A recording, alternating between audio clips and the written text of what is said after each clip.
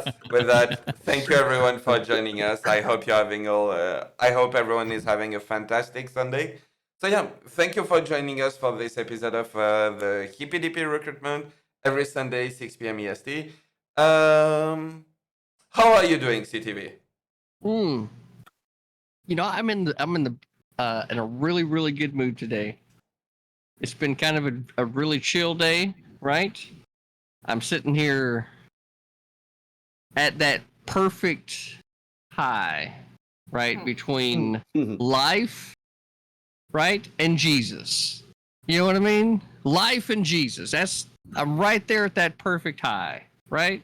And I'm looking forward to a good, chill conversation, right? So not as much moonshine on board this time.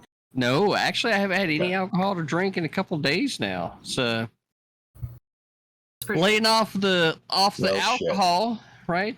She talks rather loud sometimes. You know what I mean? So gonna leave her alone. What it is he got his free merch from them, so now he don't need them anymore. There you go. Right? All right. We're moving on to bigger and better things. Besides that, that's about it, man. How are you? Doing wonderful. Really happy to be here. So, Good. yeah, let's start this show by a quick round of introduction. So, yeah, tell people who you are, where they can find you, and everything. And, since we're doing the recruitment, before the recruitment was the recruitment, it was the Sunday panel, and I had a different co-host. How are you doing, Binx? Pretty good. Glad to be here. I wasn't as much of a prima donna. I'll say too when I was the co-host. Just my opinion. I'm Binx.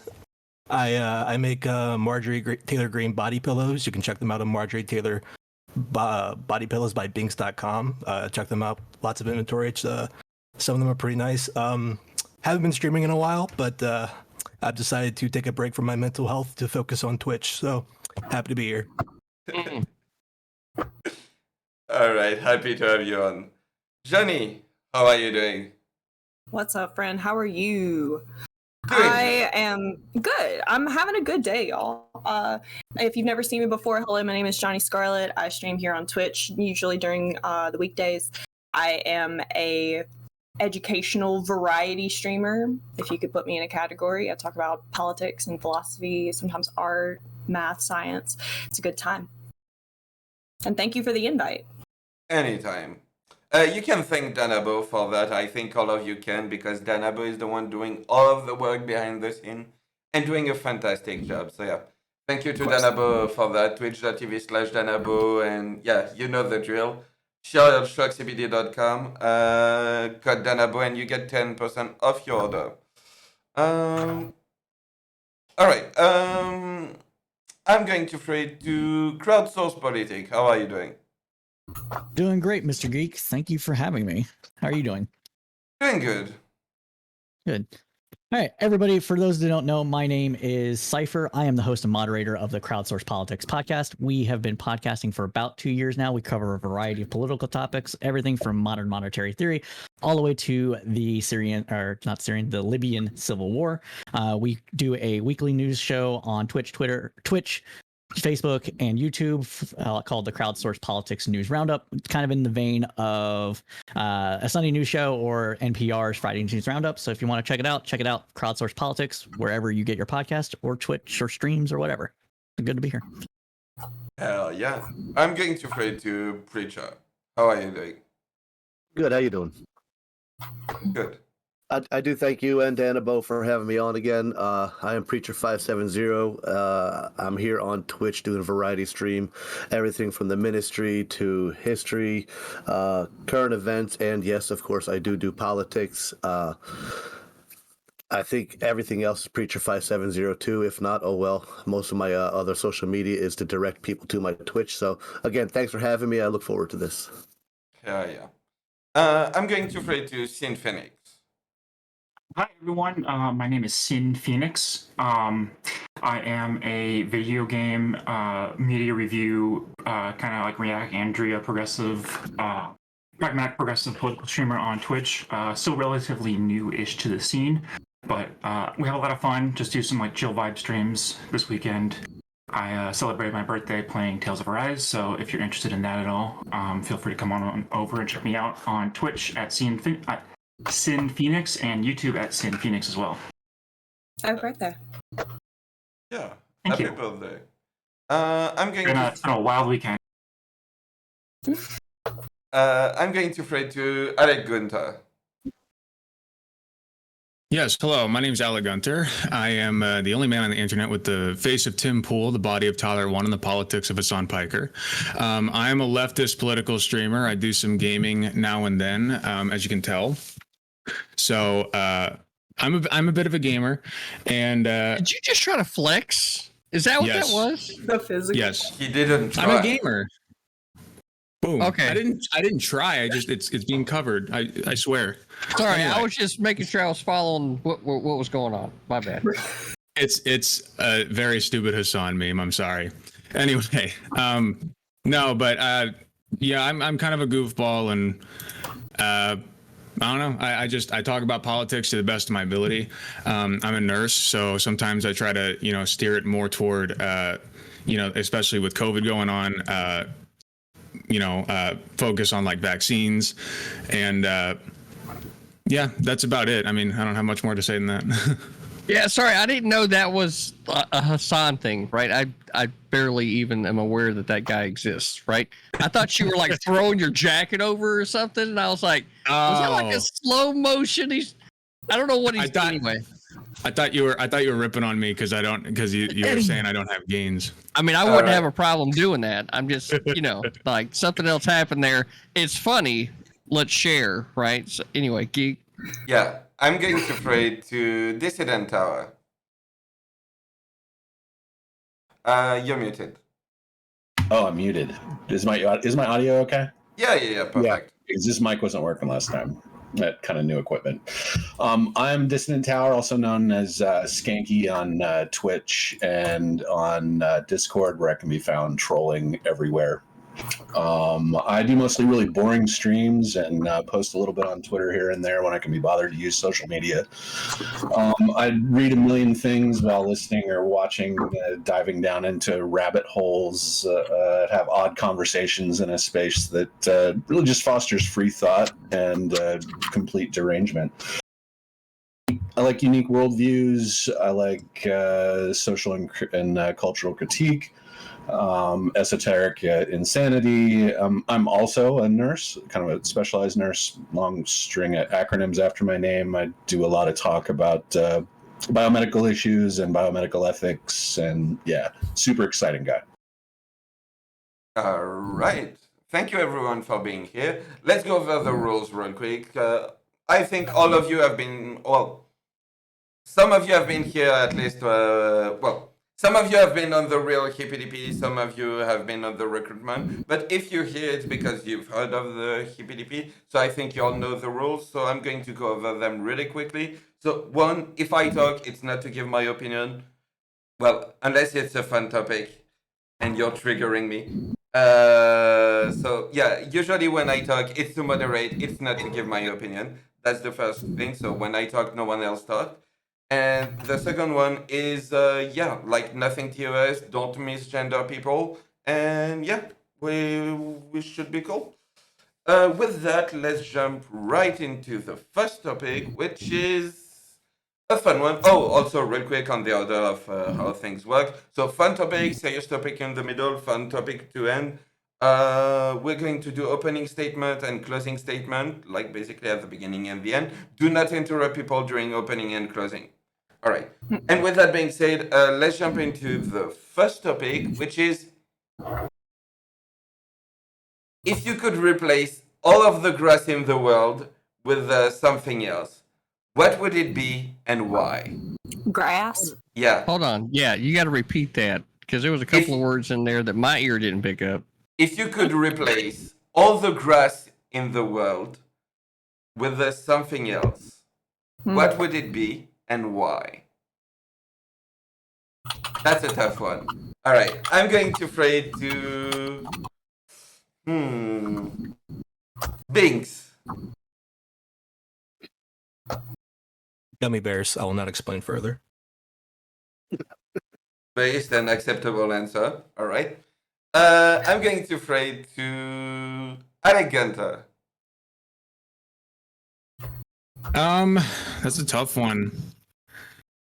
I would replace the grass. I'm an Ohio born and raised boy. I say replace the grass with cornfields. Let's go. Okay. All right, I'm going to trade to Johnny Scarlett. This is actually a question that I've addressed many times in my life because grass is something that was popularized pretty recently in the overall scope of humanity. Originally, especially in America, a lot of yards and most ground cover was in fact not traditional grass. It was clover or some other type of small ground cover that doesn't tend to grow more than a couple of inches high. So something like clover would probably be, if I could nitpick and say like, whatever is amicable with whatever the local region climate is, in North America, it would be clover. All right. I'm going to trade to Preacher. All right. I like corn. It's a good idea, but I live in Pennsylvania. I see plenty of cornfields. I like Johnny's idea about the clover because you know what? I'm lazy. I don't want to mow. But I'm going to have to stick with Binx in the food range. And my all-time go-to favorite munchie would have to be pizza rolls. Yeah, so I would definitely, but not microwave. You have to do them in the oven because when you microwave them after a couple of hits, you forget they just came out of the microwave and you burn the crap out of the inside of your mouth. So definitely do it with the oven so you don't burn your mouth because that really harshes your high. And you're solving world hunger, so yeah. That's Well, cool. yeah, of course. That's my main goal, not my high. The world hunger thing. Yeah. All right. I'm going to trade to Dissident Tower. I fucking hate grass. Straight up fucking hate grass. It's the worst fucking Can't thing stand in the world. touching it. If I had my druthers, I'd rip out every fucking bit of grass in my yard and just use like rocks or something, at least in the front, so I don't have to take care of it. It would save me a lot of money. I wouldn't have to pay for a fucking landscaper because I'm too goddamn lazy to mow it myself. I've always hated grass. I figure if you can grow your own food, you should. Unfortunately, zoning laws in the United States prevent you from, and homeowners association, like the worst fucking cancer in the world, prevent you from like growing food wherever the fuck you want, like you do in other countries where you just fucking have plots of tomatoes and whatever the hell else in your yard. I don't know, man. I would just get rid of it all. Just get rid of it all. Put in something actually useful, hydroponics or something. You should always grow your own food if you can. That's what I'm doing in my backyard. All right. And Sinfonix.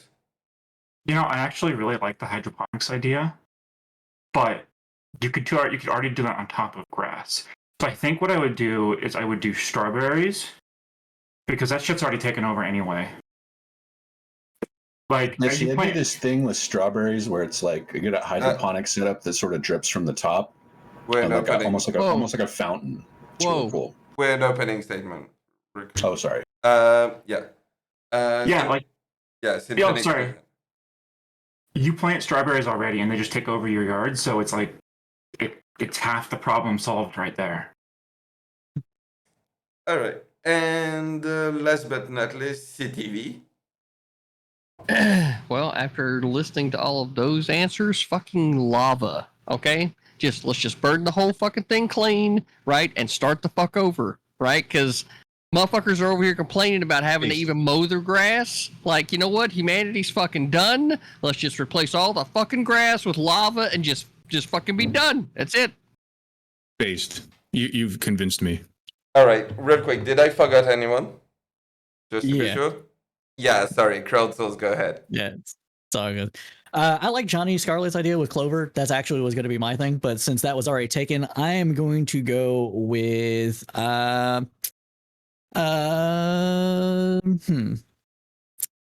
see, what was it? Yeah, sour gummy worms. We're gonna do a sour gummy worms for that. And I like sour gummy worms. They're the best. They're the best kind of munchy candy. You can get them organically, and since they're going to be growing, they're good. All right, and with that being said, you can engage. CTV, how the hell are you going to mow lava? You don't have to. That's what he said. Not gonna have to fucking worry about it. The thing that I think is funny is that crowdsourced though, all you really did was just took Binx's idea and sprinkled some fucking sugar on it and claimed it as your own, right? I did. That seems like the majority of what I find from people on the left anyway, right? There was no original thought. You took somebody else's thought, you tried sprinkling a little fucking sugar on it, and the next thing you know, you got a finished product, right? I just attacked CTV, but then CTV defended me, so I'm gonna withdraw my attack on CTV. I apologize. I have to address something really quick about what I think Dissident Tower said this. Why would you, as a person with large amounts of money, spend money on land that you cannot plant things on? Why is that? Why does that make sense? It doesn't. I'm sorry. Suburbs. No, and grass serves no purpose. Like, it doesn't serve any purpose. I mean, you can eat it, I guess. I mean, there's people that are all into just like getting down and dirty in their fucking lawn and jamming it in their mouth. I've seen the videos. It's there. Yeah. But why the fuck would you do that when you could just like plant, say it, I don't know, a squash? If my dog eats it and pukes, I'm not eating it. I want to go back to my corn argument. If you think about it, corn is just bigger, better grass that you can eat. So I fail to see why that would be off the table. And also being from Ohio, I have a stake in that. And I'm going to be clear about my biases, just throwing that out there, though. So I'm from Nebraska, and corn is a massively inefficient food source. Yeah. Non-GMO corn. But it's tall and keeps people from looking in your. Also, in your corn was everywhere. Like that would get your export. Just like not, it wouldn't. It would be everywhere. So it wouldn't. That wasn't corn. Ohio, that was maize. Okay. Yeah, they're different strains. Well, I'm going to stick with my pizza rolls for the simple fact that then I'm going to want to mow my lawn, because if I put a bagger on my lawnmower and I know that every time I go out and mow my lawn, I've got a bag full of pizza rolls, I'm happy as hell. So yeah, I'm sticking with pizza rolls. So does everything grow as much as grass does? Is that what we're doing? We're just taking the growth of grass and then changing it with something else? I'm going to assume it grows. But the Hot Pockets won't be microwaved. Well, I guess you know what? Yeah, pizza rolls then become Hot Pockets if they grow too big, don't they? Yeah. Or then just entire like calzones. If you let them get really high, they become calzones. See, I'm liking the whole pizza roll thing because it starts as a pizza roll and it grows to whatever the hell you want it to be. I like it. I like it even more now. For days. So here's my question. Hold on. The lava, the pizza. Oh. Yeah, lava, right? So if we're going to assume this about lava, right, then essentially what's going to happen is that there will not be any grass that just grows, period, because, right, one of lava's principles that cannot be gotten rid of just because you change it to grass is the intense heat. So what that means is that the grass would never even be able to grow from the start of a seed, which means that everything else is what would end up being whatever it was. So in reality, lava was the most based answer. Absolutely. You just got rid of it. Lava No, can also double as Wait. so keep that in mind. Wait. Everyone is talking at the same time. Okay. Johnny, go ahead. Okay, I'm confused because I was at first thinking that we were going to take the grass and we were going to replace it with lava in one fell swoop. Therefore, the lava then cools down and becomes like a good mineralized source for new soil. But I feel like now you're saying that every blade of grass becomes a tiny volcano. Well, what I'm saying specifically, right, is that the heat that lava holds, right, the grass will not be able to, so it will burn, right, to the point where there is no grass, and whatever is left, if it didn't incinerate to begin with because it wasn't actual grass, because it could have, like the clover would not, spontaneously combust, but the lava obviously would, right? But So here's my question, though. With lava. And here's the question, too, that is not addressed in the question itself, right? Is this a Thanos snap? Grass just changes into whatever? Or is this something that happens gradually over time? See, the question itself is leaving way too big a gaps here for minds such as ours to contemplate. See, we need a better question. Gratification. I think it's fun to assume that it just poofs into place. Yeah. So like, Yeah, I like boom, the it's just like, Same. oh, it's lava now. So, Oops. but No, what see, about- if it's what about your lava dogs? though, yeah, if it's lava though, then everything else around it burns, and we're trying to fight global warming, CTV, not cause more of it. So I'm gonna have to nix that idea. Well, and the problem is my dog loved going outside. Or both my dogs love going outside and being idiots in the yard. True. And if there's lava out there, they can't go outside and be idiots more than once. Right, but that was Wait. one good time. Wait, what makes you think that getting rid of grass won't, and by way of lava, won't actually solve global or climate change? Absolutely, it will. We're just gonna live on a smoldering hot hellhole. It's going to solve everything because there will be a reset. Because what is the default state of the planet, hot or cold? Temperate. I mean, that depends on how Depends far on the back you go. hemisphere. I say it depends on how Oscillation. esoteric you want to be. It's literally an oscillation. It's literally like both extremes. It's 98.5 degrees. Duh. It's cold.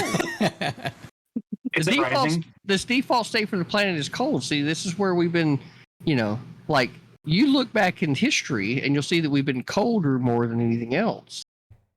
Right? Crazy stuff. So this is what you have to consider, right? There's a little bit of heat, right? But it's going to end up causing a cold time. See? Because then, you block out the sun. Knew was killing there.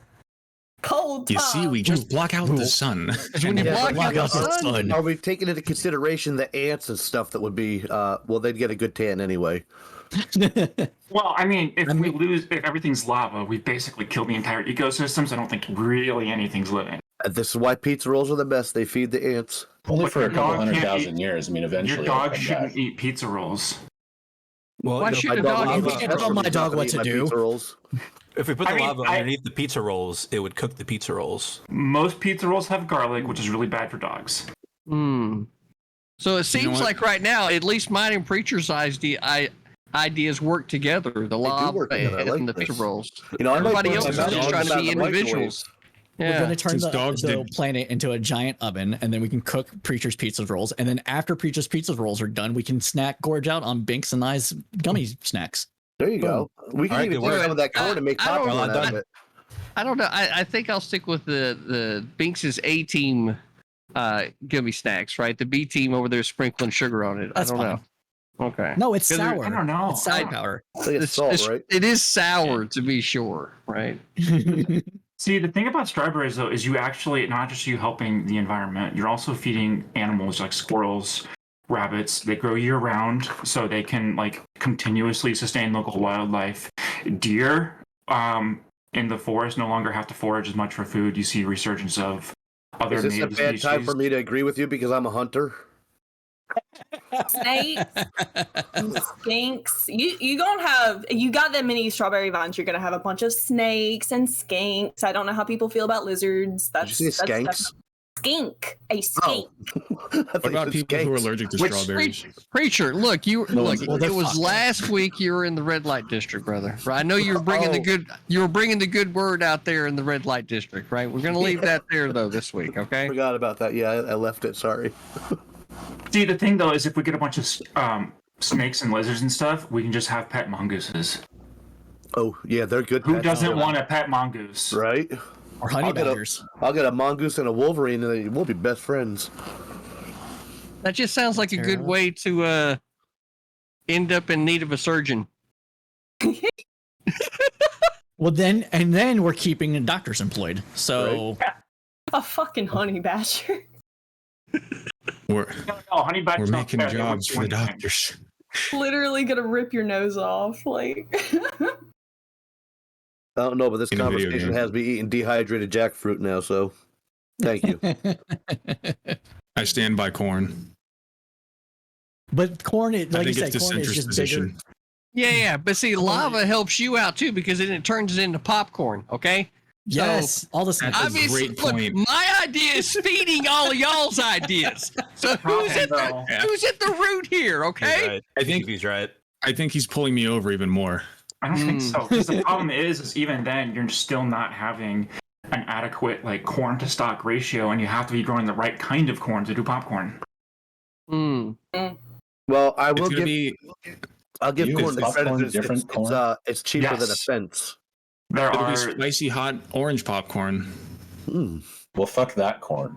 that like the flaming Hot hot Cheeto Cheetos flavor. popcorn. Yeah, flaming hot. Can I get that with lime? Interesting, because the corn can also be some kind of a little bit of a blockade, so you have more privacy at your house too. It's true, and we you all can know make you need mazes that, out of right? it. Quick question: how many? Just by curiosity, how many marijuana users do we have on the panel? By show of hand. Wait a minute, Geek. What the fuck are you doing?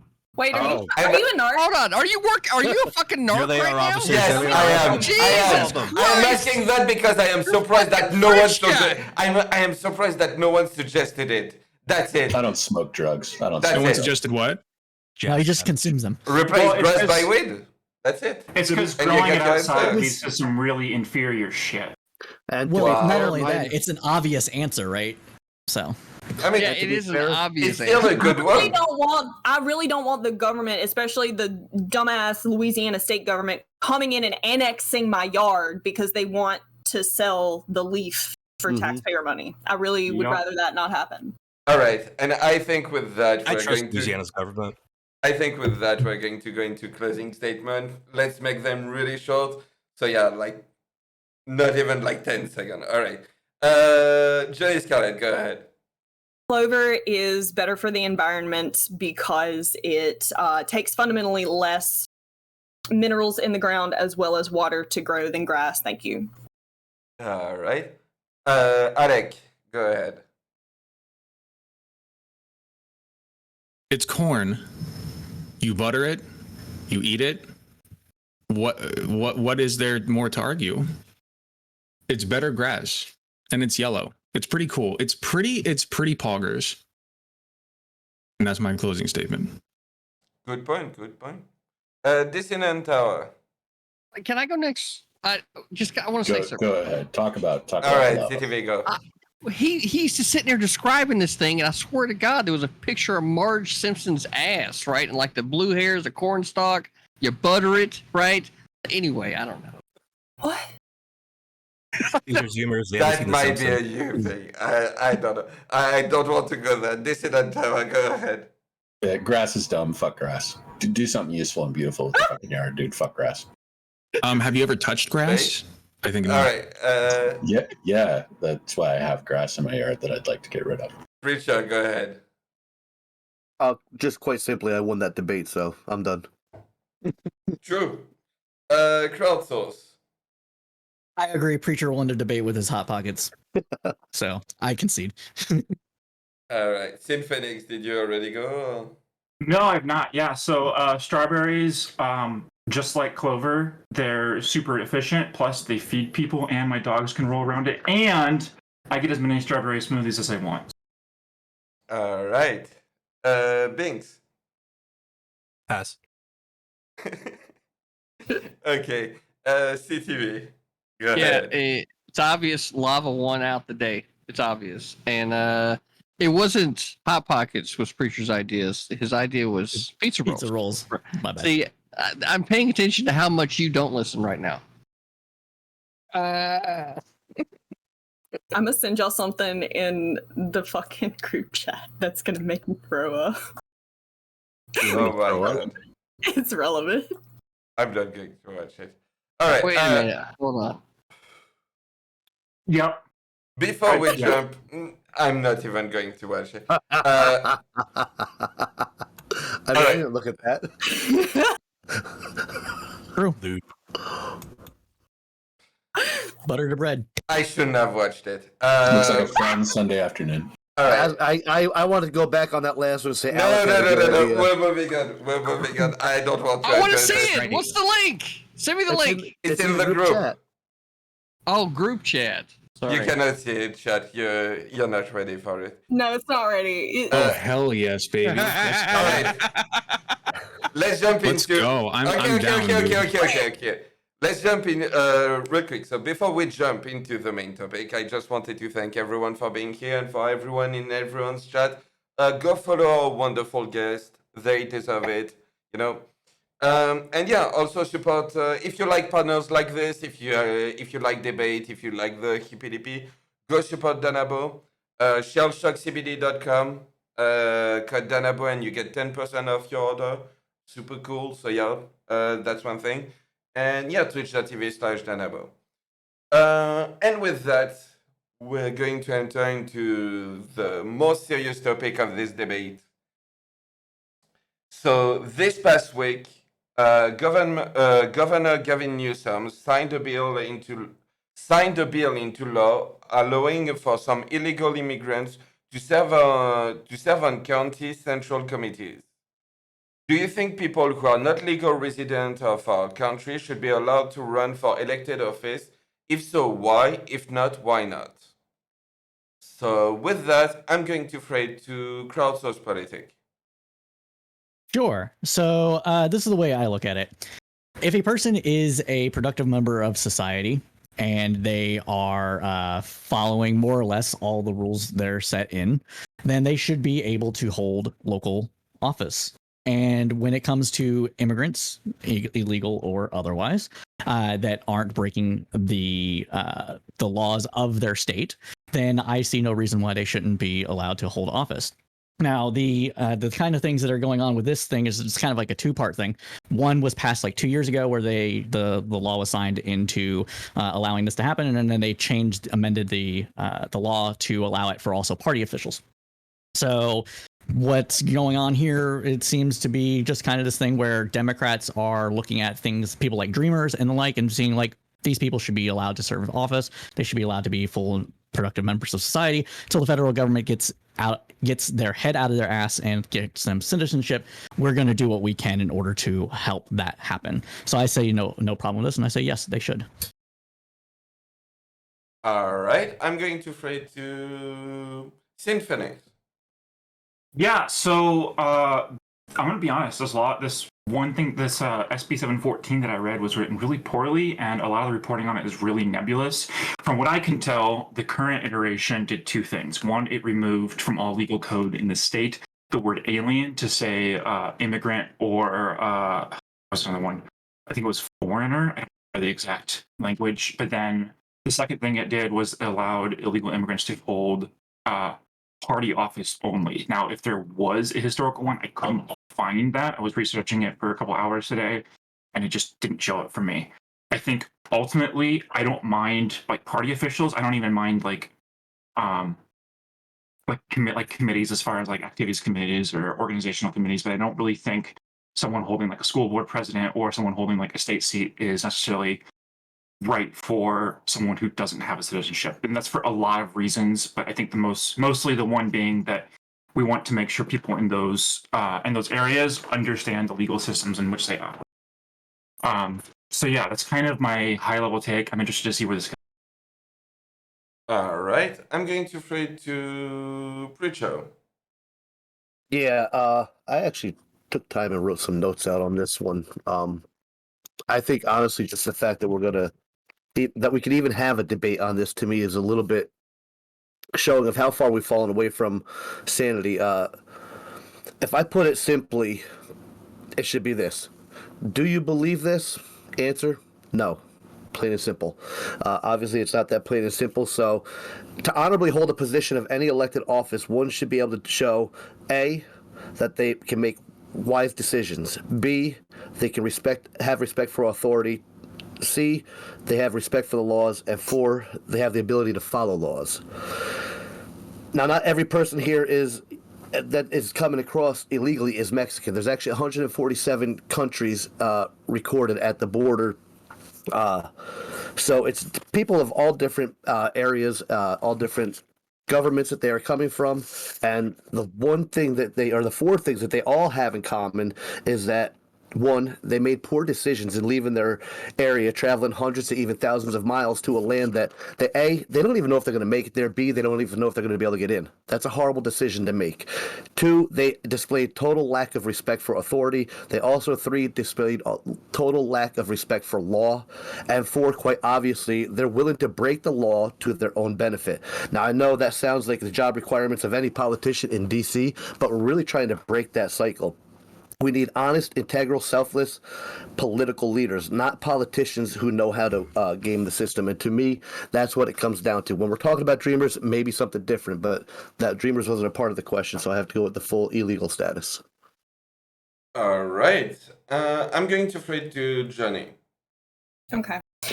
To me personally, I see a gradient from illegal immigrants to people who are specifically Dreamers or DACA recipients, people who were obviously brought here at a very young age and who I believe should be given paths to citizenship, to citizens, whether they be natural born or people who were naturalized. And I do believe that there is a lot of benefit to having Dreamers in places of authority where they can influence and address immigrant-related problems. One of the main reasons, and of course you could just say, like, you know, they're not American citizens, therefore they shouldn't have legal office as far as illegal immigrants go. And I think that that's sort of a tautology. It doesn't really give like a reason why that should be true. I think one of the main reasons that that is an issue for me is because I like the idea of being able to track and back up the backgrounds of people who go for elected office. I like to be able to look at their tax returns and see where they went to school and things like that. And I think that that would be an issue if you started letting in people with literally less documentation into positions of civil power. And that's where I'll leave it. All right. I'm going to throw it to Alec. Excuse me. I am of the mindset that any person who wants to have a seat in government and they want to benefit society, whether that be at the local level, the state level. Obviously, I don't think we would reach the national level with this legislation, but I think that anybody who, you know, has the intention of being a net asset to society in a political position should be allowed to run for that position. And if they have the support and the backing behind them and people democratically vote them in, I don't see an issue with it. Now, I will say, as I was researching this a little bit, it struck me as odd that, like, this is the conversation that we're having, and I don't want to steer too far away from it, but I just do want to mention that it would be, I think it would be more pertinent to make sure that these citizens or these people, undocumented immigrants, attain citizenship first, and then you make it easier for them to attain citizenship in the first place, and then we don't even have to have this conversation. But with where we're at in the country right now, with citizenship being as hard as it is, and how many roadblocks there are to getting citizenship in the first place, I do agree with this legislation. I think it's a Band-Aid on a much larger gaping issue, but I do overall agree with the premise of it. All right. I'm going to throw it to CTV. All right, ladies and gentlemen, I hope you are ready for the big announcement, okay? Because this is the big announcement you've been waiting for, okay? CTV is running for office in the following countries, okay? China, India, Indonesia, Pakistan, Brazil, Nigeria, Bangladesh, Russia, Mexico, Japan, Ethiopia, the Philippines, Egypt, and Vietnam. You know why I've chosen these very specific places? Because I'm not a fucking citizen, right? And that is also where the population is. Top 15 countries right there besides the United States in population. I'm running for office so that I can represent the most number of people around the world. Why does it matter that I'm a citizen of the United States? I should be able to represent everybody. You know why? Because I'm always the basest motherfucker in the room. Tell you exactly what's on my mind. Right now, we get back to, are you a citizen of the country or not? Should you be able to run for public office? The obvious answer is fucking no. You have no interest there. You have to be a citizen of the nation. That's the whole idea of government, right? It all of these things go hand in hand. running for public office, you got to be a citizen, right? It's very simple. So we can get into the conversations about how we can improve the process. But beyond that, maybe we should just go, full Starship Troopers with service equals citizenship, right? That'd make it real simple. All right, I'm going to throw it to Dissident Tower. Immigration is great, right? I mean, the nice, smooth immigration process, get people into the country, work, add economic prosperity. Man, I don't know anybody that really disagrees with that being a good thing. Well, I mean, any reasonable person disagreeing with that. But whether people are like naturalized or have some sort of documented integration into the body politic is a completely different question. I mean, there's an important place for asylum. People can come and migrate in again, integrate them in, get them economically viable and working. That's fine and good. I mean, Mexicans are only like half of the illegal immigrant population at this point. It's been like that for a couple of years. It's like 3.6% of the population, but elections are very, very close, right? So allowing immigrants to vote, let alone hold public office, just tips the balance of power. So whoever can give the most alms to the welfare state is going to be able to influence that dependent population. And it's not that we never had any kind of foreign nationals holding office in this country. Quite the contrary, we did. But that was back when people cared a lot more about their state identity than they did about their national identity. And property ownership of free men, quote unquote, which is something that's not really used anymore, was really the metric by which people held political power. Did you own property? Which I would be great with. But I don't think that's what people have in mind when it comes to why people can vote, why people can hold office in this country. That sort of gone by the wayside and stopped about 1926. I mean, just honestly, let me ask everybody a question. Could you imagine a world in which someone from another country with no property or any sort of material roots or any sort of documented naturalization into the body politic could just, with slick marketing or raw charisma, regardless of whether or not they had financial backing of other actors in the other country, which you'd not know at the time, just do you think it would be great for them to just sort of come in and just start holding public office at first locally, but you don't know anything about where their loyalties really lie? And if you're talking about public office, you're worried about loyalty, aren't you? Why do you think I announced my candidacy? Yeah, for like 15 different countries. Yeah. Traitor. We're Stop still at one. Wait. We're still in opening. Just wanted to remind everyone of that. Oh, he said he was asking the question, so I was just. I'm asking the question to the group in general, as just imagine in your mind that some slick operator from, say, Vietnam came in, and he has a lot of influence in his community, and he just flies in from Vietnam, and he gets himself an apartment, and he doesn't really have legal documentation that to live here, but he just becomes a candidate for school board or something. Sure, okay, that sounds a lot more like anarchy than anything else. Why even have a state? All right, and last but not least, Binx.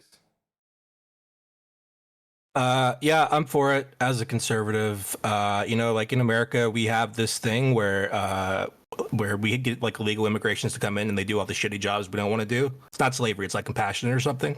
What's the shittiest job in the world? Being a politician. All right, your dick gets shown, almost guaranteed. All right, this seems like the perfect place for illegal immigrants to be. With that being said, you can engage. Did I forget anyone, just to be sure? No. So to clarify, am I, CTV and I, are we the only ones that are against this then?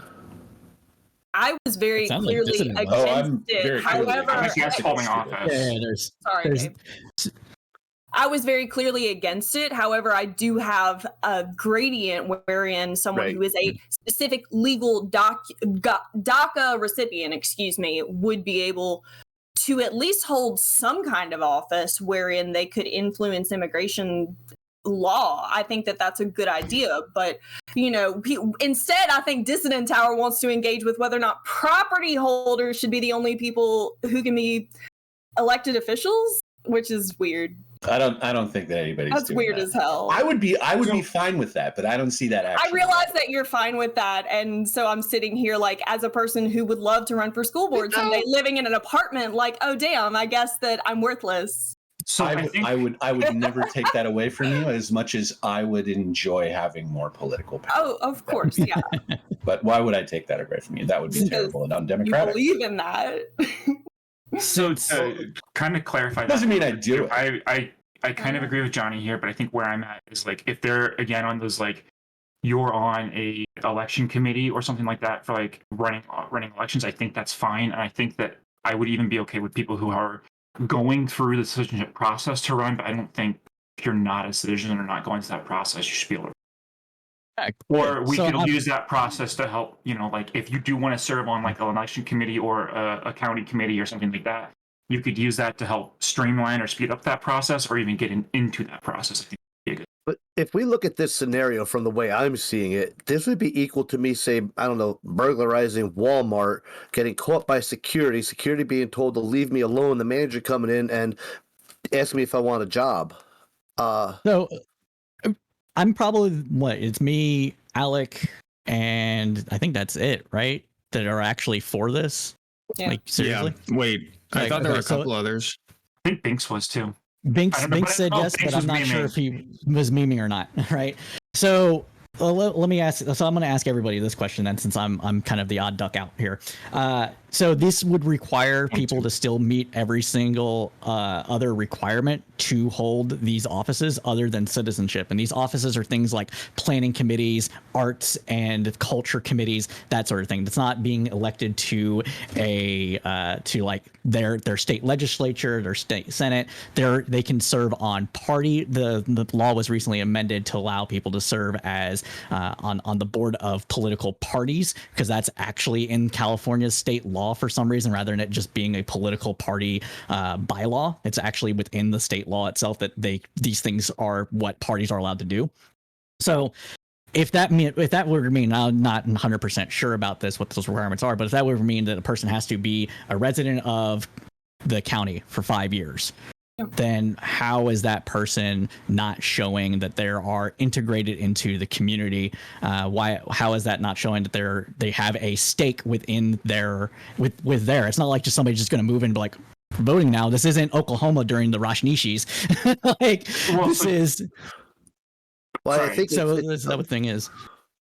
So it's clear, and this is something that a lot of people bring up when we start talking about immigration, right? Is that it's clear that a lot of these immigrants have been here for sometimes decades, and they pay taxes in some form or another, and they are raising their children here. They clearly care about this country, and they clearly, in whatever way they feel comfortable, invest into the overall system. And they are scared at the end of the day of getting kicked out of this system that they have put so much into. I accept that. However, and this is where I get into a bit of a fairness issue, you know, something that feels a little bit more like me feeling something rather than logically thinking about it, is that why should the American government or a state government directly pay these people in some elected office when they are not technically a member of that state's citizenry? What is the reason for the government to recognize them in some official capacity? And I haven't heard really a reason for that yet, besides the fact that they live here. I agree with what you're saying there. I don't agree with the whole part of how long they've been here, because, and this might be a stretch, but my fiance watches a lot of those cold case situations, and you know, somebody committed a crime 20 years ago. Now cold case is on it. They're going to solve it. That person's still going to go to jail, just like no matter how long ago. It boils down to it. I want to make the difference, because a lot of times it ends up, oh, you're anti-immigrant. Absolutely not. My great-grandfather's an immigrant. My stepmother came from Russia. I have plenty of friends that come from Australia, Russia, United Kingdom, all over the place. I am very pro-immigrant. It's the illegal part that I am talking about, because that automatically means the law was broken. They had no regard for the law. They didn't care about the law because it was going to better them. Now, do I want somebody who is going to be sitting in an office, no matter what part of it's from? I mean, my hometown, we saw the little code guy was scamming and making money on the side. I mean, it doesn't matter. Do I want somebody who's already shown the propensity to break the law for self-betterment? I mean, we see that in politics already all over, but that's the cycle I would like to see broken.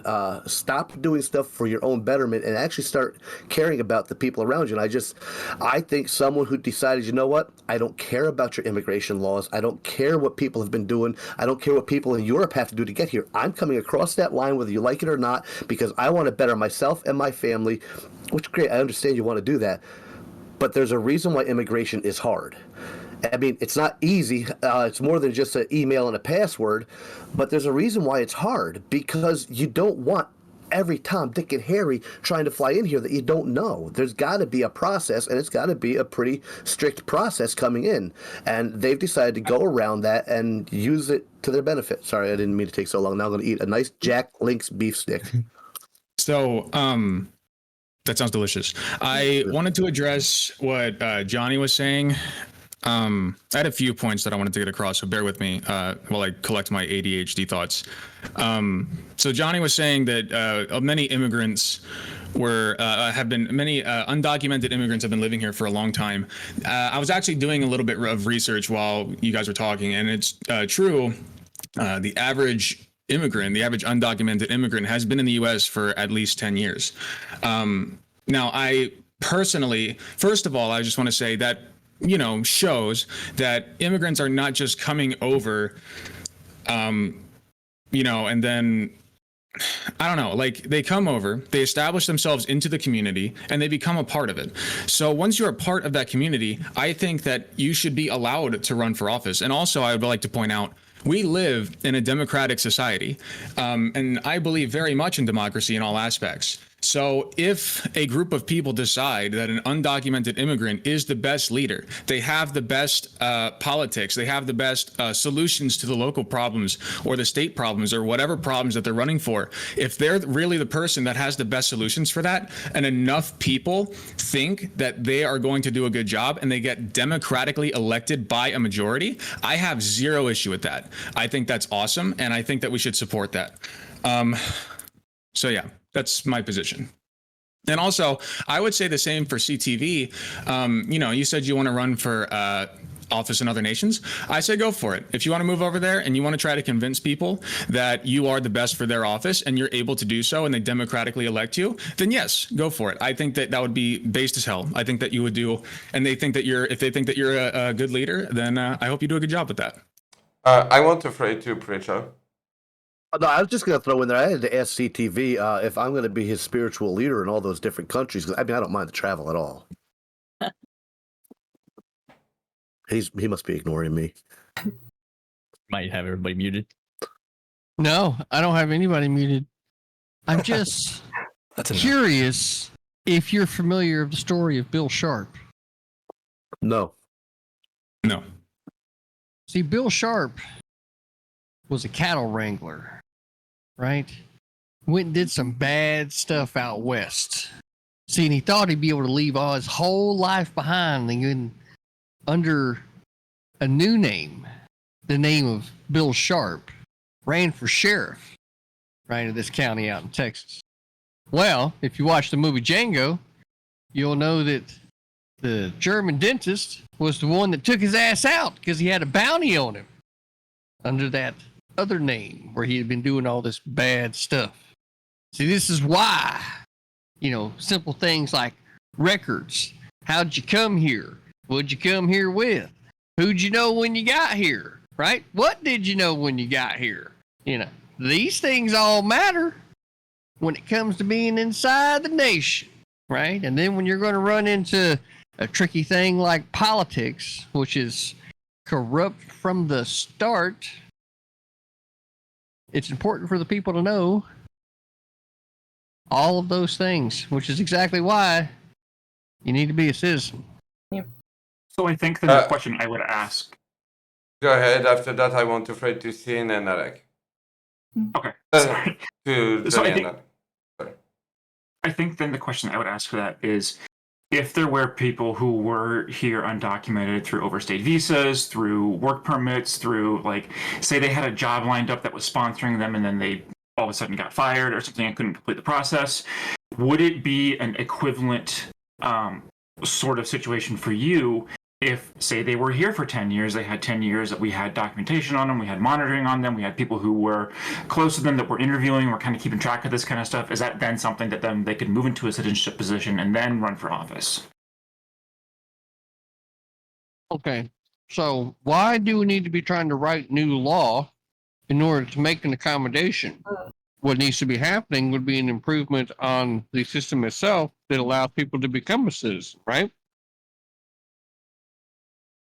All I right. actually do agree with that. Wait. Sorry. Go I ahead. want to throw it to Johnny and after that to you and Dissident and Crowd. Okay.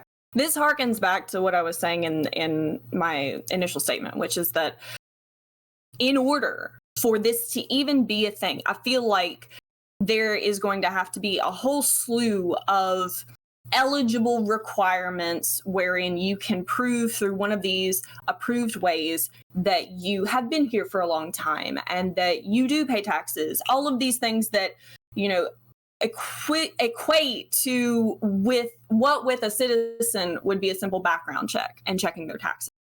And this, I think that whoever said it really hit the nail on the head. If we're going to change the law in a way that all of these things are now approved for recognizing you as, if not a citizen, at least a member of the community. If this is going to override you being a citizen and be like a background check, why not just take all of those approved things and set it into a new pathway to citizenship instead of going around it and saying all of these approved things let you be an elected official? Why can't we go through citizenship first? Why can't we address that first? All right, Alec. Sorry, I was looking at something from chat. I was going to say that I agree with CTV on the point that I believe that you said we do need to fix immigration. Yes, like make sure that they get documented and then they can run, right? So I do agree with the premise. Make sure they become citizens and come through the naturalization process, right? Because I agree. at the moment where we decided that we were going to fight a war over a thing and then end up giving so much power to the federal government, now, because of the interconnectivity of the states, it's important for people to be citizens of the United States. You can't be a citizen of Texas or a citizen of North Carolina or any other state without being a citizen of the United States, right? So you tell me. Right. So to my point, I was going to say I do agree with the premise, as I said in my opening statement, that we should focus on easing the barriers that currently immigrants face when coming to the U.S. I think that has to take precedent, that has to take priority. But as I said, in the meantime, do you believe that there's an obligation by us, the American people, to anyone outside of the country?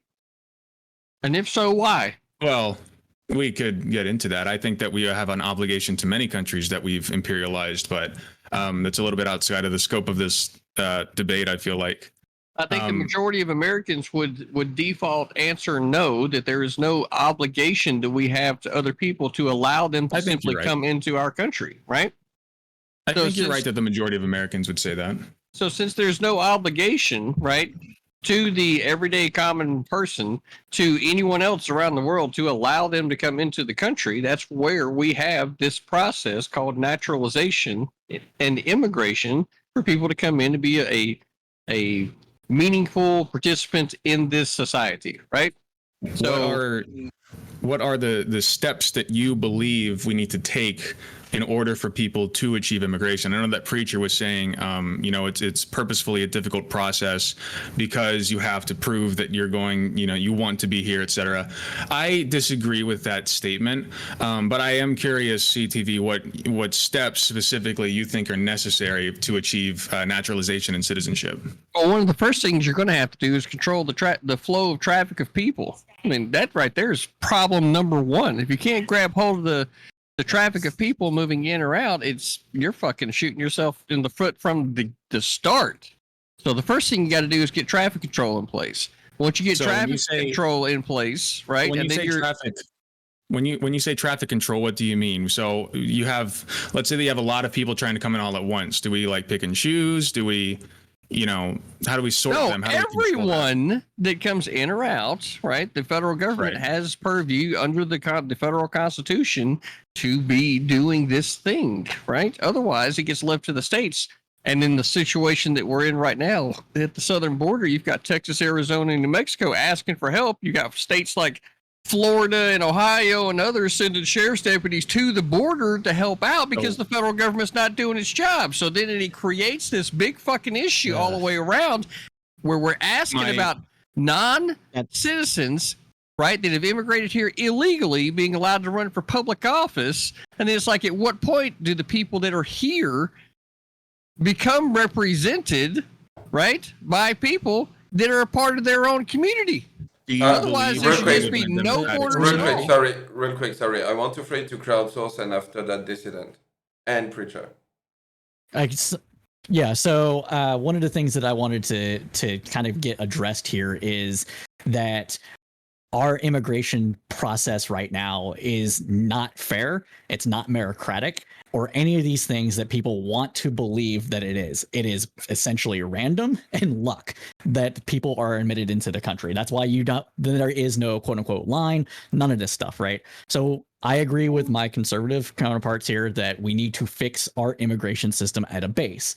In the meantime, because Congress can't get its head out of its ass, the parties can't come together to agree on shit for various reasons that we could get into in separate debates. It is left up to states to decide what they do and do not do with the people that are residing within those states. Now, like CTV just said, with other states sending in sheriff deputies to Texas and other border towns and stuff like that, it's really, to me, just political posturing. It is not an actual crisis in any kind of sense of the imagination here. And that's where we have these kind of cultural rubs here. With California is looking at the people that live in its state, and there is a large immigrant population, illegal or otherwise, and they want to be able to integrate them into their own state. So if you are a for states' rights kind of person, I don't see how you can say that a state doesn't have the right or authority to say who can and cannot serve on its various committees up and down the hierarchy, we'll say, for lack of a better term. All right. That's it. I want to free to dissident. Yeah, I think that people need to understand that political offices are through voting, which is through force, and that political offices are not always political, right? And CTV actually brought this up, and it's a point well taken. Law enforcement's a perfect example. So someone from another country who doesn't legally live here, think about that prospect. That this is a local office, right? And that's kind of the way that this is framed from the outset. That someone wanting local office would come in and get say elected to your county sheriff and give them a gun and the license to be able to use it and all the rest of this stuff without them being some sort of legal basis for being given power regardless of their material interest in the soil. I mean, and as far as like having interest in like do we really owe like intervention in other countries, right? Like do we owe other countries our interest? Right, like what would be our interest, say, in holding elected office in another country? Why would CTV want to get elected in Vietnam? I assume because they're still somewhat communist nowadays, maybe to influence their politics. So why would somebody who's coming in from another country have any different sort of a motivation? And unless they've been somehow naturalized as citizens. I mean, we have enough trouble trying to interpret what people who are from here have as far as their underlying political motivations, let alone the political motivations of people who don't live here at all. I would say that's a different problem, though. And the reason I say that's a different problem is because when you have residential requirements, the amount of time that you have to live in an area, if people want to be, as you say, run for office to get to power or whatever, then they'll do that through our current system.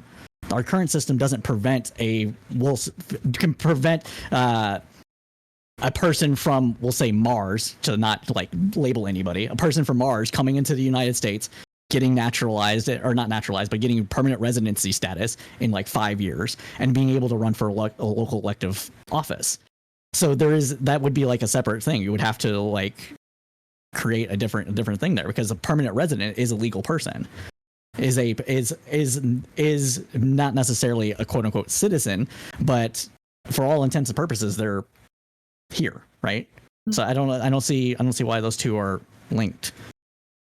Like even if documentation, I'm sorry. So I mean, we're talking about people who are living here legally, right? Which assumes that they're somehow like naturalized citizens or living but here legally. If we already established that there is that all this documentation that is required to come into the country legally is not all it's really cracked up to be. It's not this huge giant clean that background. up, Right, but okay, so if that clean that up, sure, whatever, fine, we can brush that aside. But if we're saying that a person has been here for like 5 years, is a permanent resident or what have you, what does their citizenship status have anything to do with anything else for these very minute local positions that are being opened up? This isn't sheriff. This is stuff like you can serve on the board of your arts and culture thing, and you can start making decisions about what things show up in the library on like that's not holidays. the question. The question is elected office.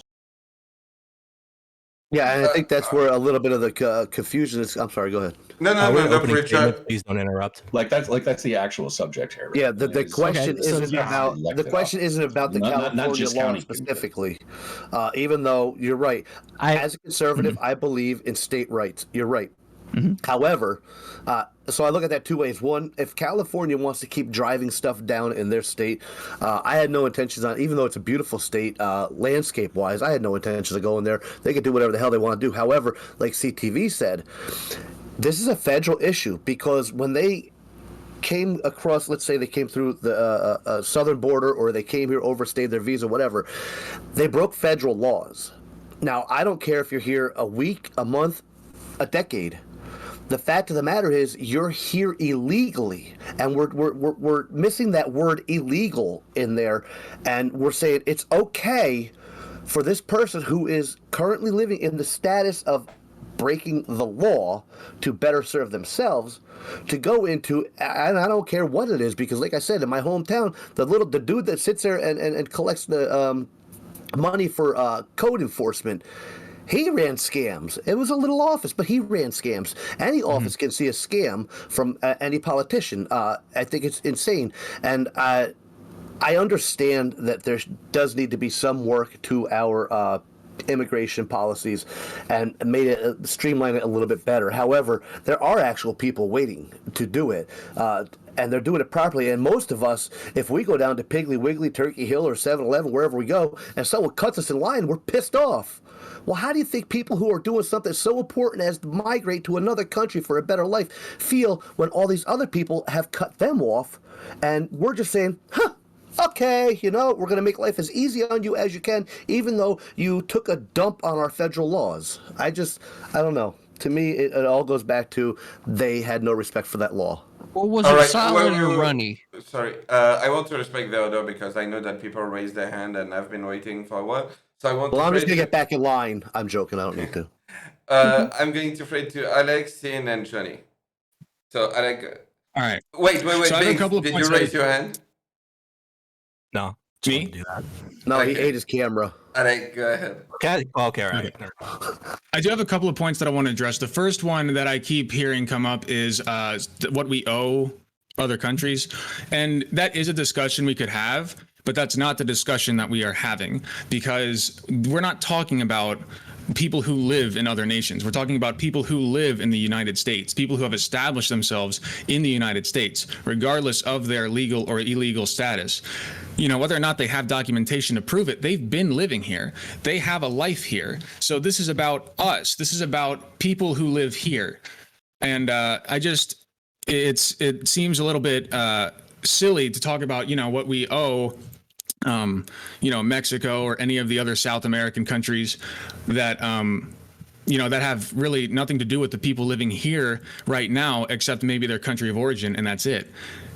So it's not a matter of, us giving them anything. It's a matter of people in our own borders and what we're providing for them, All right, Alec. Another thing I wanted to address. Yeah, but in context, that has everything to do with whether or not integrated and loyal, right? So it has nothing to do with whether or not Define loyalty. It's okay. We can talk about loyalty. That's great. How do we document does loyalty? mean for Is it just a is citizen? it just living here for a few years somehow? So I could just buy some property and I think that America's done some very terrible things. have I've an been called address with my anti-American name on by it my for a own while father. Do that you I can think that send I'm a mail loyal to, citizen of the and- United States? Yeah, I could just be some. I consider some myself a rich Russian socialist. and- Do you think that I'm a loyal citizen? I don't know. Are you? Does it matter? I'm a citizen. Well, you asked the question. So, are you a loyal citizen? Some people would argue as no. a socialist, right? Are you a legal? Some citizen? people would argue no. My dad's called me not loyal, so I would like to know. Well, I don't think that whether anybody's or not calling you think I'm your loyal. loyalty into question here. I think we're calling the loyalty of people. No, it is a legally. question because I have citizenship. So You what said is their that you want motivation? people So yeah, who so if live we don't know here them as a anything, citizen Okay, to one be at a they loyal. don't know us anything.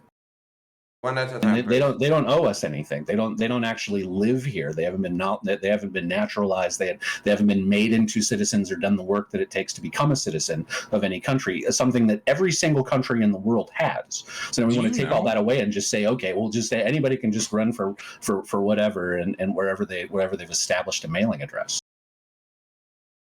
But back to had my it for several question. years. Back to my question for you. You said you want them to be integrated and be loyal. Yeah. I'm trying Yeah, I to do. figure out where you draw the line with loyalty. How do we measure that? How we draw the line with loyalty. Well, I'd start with becoming a legal citizen. I mean, that's a good place to start, right? And then let Okay. voters decide. Would you agree that we should make the process easier? Sure. No, great. I want more people to come in the country. Fucking A. Yeah, make a lot of people citizens. Integrate them in. I don't see people or where they come in from. I don't really care. I see workers. And as a good socialist, maybe you should identify with that. No, I do. But Good. they're doing work whether or not they're legal. You know that, right? Well, so what? I mean, that's fine too. Is that not loyalty? Doing work for a business? Yes. Does that Yes. show some sort of They're sort often of loyalty farmers. to the country? Farmers. Do you think that farmers are loyal to the country? They provide food for everybody. I mean, a lot of illegal immigrants are farmers. Yeah, but people don't get And jobs. they're to be loyal undocumented. to their All right. country. I call They get that, jobs to be loyal to All their right, I family. just wanted Yeah, to. they're not here to feed the country, man. They're here to feed their family. I'm not that saying live they in are, but that's another what they're country, doing. I mean, right? Okay, I mean, okay. the I end, just that is what wanted. they're doing. Sorry to cut. I just wanted to give the opportunity to get a little bit of exchange, in the middle of that. But yeah, I'd like to hear I a little don't bit more think. from Phoenix. I've talked too much. But yeah, I would like to freight to Sim Phoenix, and after that, Johnny Scarlett. So yeah, I just got a couple quick things. First of all, I want to make sure that we all because I know it was brought up earlier that there's illegal immigrants and then permanent residents. There is a difference between those two, and I think it's important that we remember and recognize that. Where even a permanent resident is going through that process, they're learning the legal system under which we operate. They're learning all that stuff. Not to say that illegal citizens aren't doing that or illegal immigrants aren't doing that. They're just doing it. We're actually teaching the permanent residents. Second of all, I know Preacher brought this up, but illegal immigrants still pay taxes in some forms. They'll pay sales tax when they buy goods. If they rent apartments or housing, they'll pay property taxes on those. If they have a job and they have a fake social security card, they'll pay social security tax, they'll pay Medicare tax, they'll pay state tax, they'll pay federal tax. So if they're part of the economy and doing that kind of stuff, they still are paying those taxes. Also, to your point where if someone's cutting in line, I think the answer is simple. We should make it easier for both. There are people here we should be naturalizing, but if someone from the other country, that doesn't necessarily mean you get caught in line. That just means, let's make it get both people in here. And then the final point is I do think that we don't owe other countries, so let's stop interfering with other countries. Well, if I don't Right, like what they're wearing, I don't like what they're wearing. I want to freight to Johnny. I want to Okay. freight to Johnny, and after that to Binx. I have a couple of points, but I would really quickly like to say that there's a hugely important conversation to be had about the ability to have what I think I would call political rhetorical literacy, and the ability to see propaganda in advertisements for future elected officials. Because whether someone is in this country because they want to be a Manchurian candidate and take over, or if someone is an actual born here American citizen and they want to do horrible things in office, like you were talking about with that guy in your small town who is an elected official. All of these things are possible, and I think that less of that is possible if we increase political literacy. Anyway, my two actual points were that I think that there's a huge amount of division possible and horrifying American just anti-solidarity that is possible when you start letting illegal immigrants hold office instead of educating American citizens on how to run for office themselves. Because something that we forget about when we start attacking illegal immigrants is that we don't have a good education system, public or private, for actual American citizens. We don't have that. And lots of American citizens don't know how to run for office. Hell, most of us graduate high school not knowing how to pay taxes without Google. It's a huge lack of literacy in that particular area. So there's a lot of division possible when you start advertising, oh, illegal immigrants, people who've been here a while, who are quote unquote loyal, can now run for office, instead of increasing the amount of literature and availability for teaching American citizens how to run for those same offices. Also, there's a whole, I didn't know if we wanted to get into this, but there's a whole other section of these laws that addresses the now categorized hate crime of attacking an illegal immigrant based on their immigrant status. And I wanted to just remind everybody that that nebulous concept exists, and maybe we should talk about that as well. Hate crime. All right. I want to break. Sorry, go ahead. It's part of the bill that if you commit a crime against someone because of their immigration status, that is now possible to be a hate crime. I think it's still in the bill. I don't think it's passed. All right. And with that, I want to throw it to Binx. And after that, going back to Open. Yeah, I read like almost 2 Percy Jackson novels, so I'm pretty literate, probably the most literate person on here. So with that in mind, I just wanted to go to what Preacher said. I don't know. I kind of disagree with you. If you want like an immigrant politician, do you want to vote for a guy who like went through the process and waited 10 years to sign a paperwork, or do you want a motherfucker who just didn't give a fuck, jumped over the fence, evaded the cops, fucking just got in, no fucking paperwork, got through all that? He got that shit done. All right, he literally got that shit done. I'd pick that guy over the regular immigrant any day of the week. Yield. And with that, I want to throw it back to Open. There's a few things I wanted to address. Like when it comes to people come here illegally and working. Now, I do a fair and festival route, and at our county fair, the ride company that comes in, they bring a lot of people from South and Central America, but they're here on worker visas. They're here legally, they bust their backs, and they send a lot of that money home. Kudos to them. Great move. When you look at somebody who's come here illegally and we say, well, they pay taxes. Well, I would hope they pay a little bit of something. I mean, it is the privilege to have that job. And what they're doing with that money is they're sending that back to their family. They're not doing these jobs because they want to better their community, because they want to be a part of their society. They're doing that job because for the same reason most of us do our jobs. We want to better our family. It's not some noble thing to have a job. It is a noble thing to follow laws. And maybe, yes, our immigration system does need to be overhauled. And like I use that line cutting thing. So right now, if they would actually take the time and fix it, yes, both the person who's been waiting and the person who's trying to cross the border right now could come in together. But right now, there's people waiting in line, and there's other people that it's like being at the grocery store. Okay, they didn't cut you off in line. They just took whatever they had. They said, "Screw it, I'm going out the front door without paying. I don't need any of that process." And that's no way to put a Band-Aid over the process. Let's just say, like, okay, listen, I know it's broken, so we're going to let you continue to flow in here illegally. And again, this is not about Mexicans, because most of the people coming across the border are not Mexican. I'm not saying that, but most of the illegal immigration is coming across that southern border, and we're just going to continue to open that until we fix the system. That's insane. I think it's open. You can just shoot off. You could have cut me off. We know that we're not talking about people just randomly crossing the border. We're talking about people who've already been here. We're talking about people who have been here for years. Yeah, but at some point they randomly crossed that border. Where do you?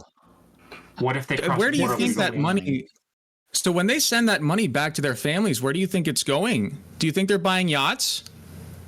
No, they're going to their family. I know. I understand that. It has nothing to do with where it's going. I'm saying it has everything to do with that. I think if they're sending that money back to their starving families back home and they're only scraping by, I think that they shouldn't be taxed.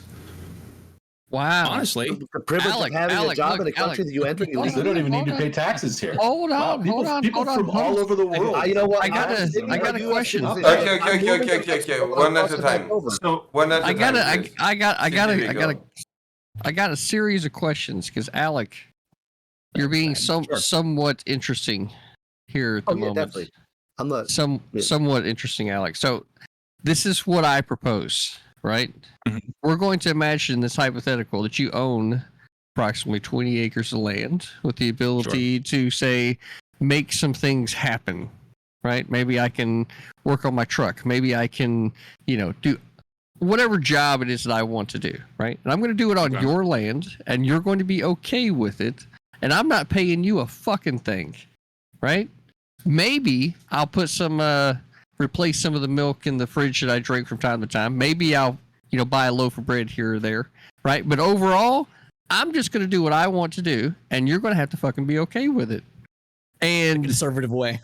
And there's no taxing me either, right? There's no trying to put these extraditional rules over here, this, and that, and the other, right? Because I'm just coming in, and you're just going to have to deal with it. Do you see how, that situation creates a dynamic for people that live inside of the borders that we have all agreed constitute the given areas of land here where we are, that there might be a problem with somebody that, whether or not they are being forceful in the way in which they're presenting that idea, at the core of it, that is in fact the idea. So you're structuring this argument on the premise that I just have 20 acres. Did that other person get 20 acres? What? What are you even talking about? Yeah, I don't understand. You said I have 20 acres, right? Uh-huh. That means you're here. Wherever here is, right? We're saying that here constitutes its border, right? And everything outside of that is someone else's. So I'm going to go. But I own it. Oh yeah, you own it. I own 20 acres. Yeah. Okay, so this other guy, I'm assuming, does not own that. No, obviously. Okay, not. why not?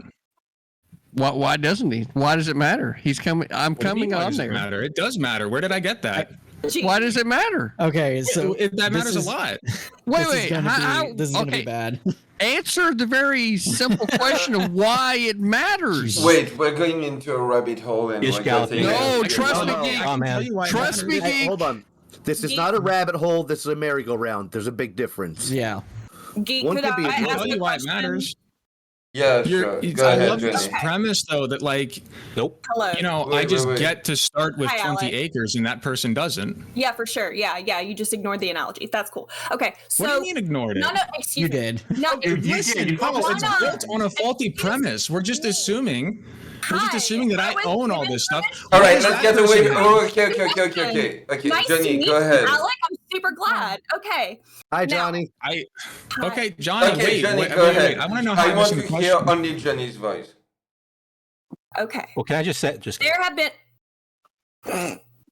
have been no answers to my initial question way back when that tell me a good reason. Like, what are the benefits what are the increased amounts of anything that come from allowing illegal immigrants, whether they have years of documentation or not, what is the explicit benefit of allowing them to run for office? Does anybody have an answer for that?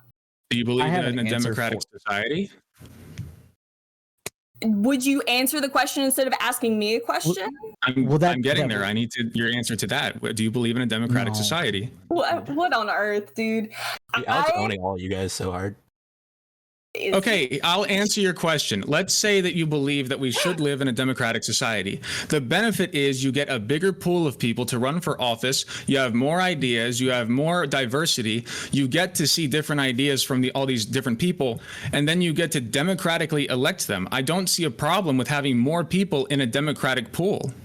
Here we go. That's a huge benefit. I don't think it's a good answer, but it's an answer. Well, I mean, there's I not going don't to need to be be condescending right now, Johnny. Johnny, to your question, I don't think there's going to be a concrete answer to that because we don't have any studies to back up any of this. We're kind of all arguing about a thing that hasn't been entirely studied because it hasn't happened.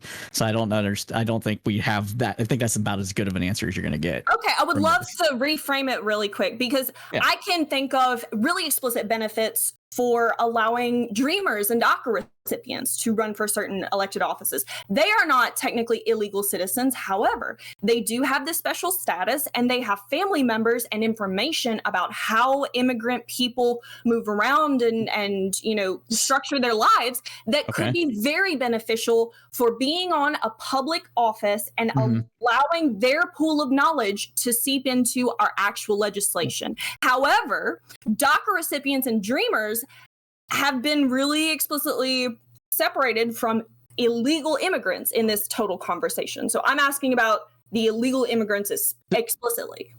To me, there wouldn't be there's this. It's a very narrow difference between the two because technically speaking, they also broke the law, and so they are still illegal immigrants. And if you're talking about the benefits of those people coming, no, let me get there. So the same benefits you just said about DACA would apply to the illegal immigrants as well, assuming that they have to meet all other kind of regulatory requirements, quote unquote residency status and everything else like that. So I don't see that there's a difference. Again, I'm gonna tell you something that is definitely true one more time, which is that dreamers, the reason they have DACA status is because they were brought here, first of all, at a very young age, so it was not their choice to break the law. Some were 16. Some were 16 and came by themselves, though. Second of all, they have a specific legal status that is not a citizenship, but that is allowing them to stay in the country legally. So if you get all of the benefits legislatively from allowing DACA recipients to run for office, why, and use your imagination, what would be any possible benefits from allowing illegal immigrants with no DACA status to run?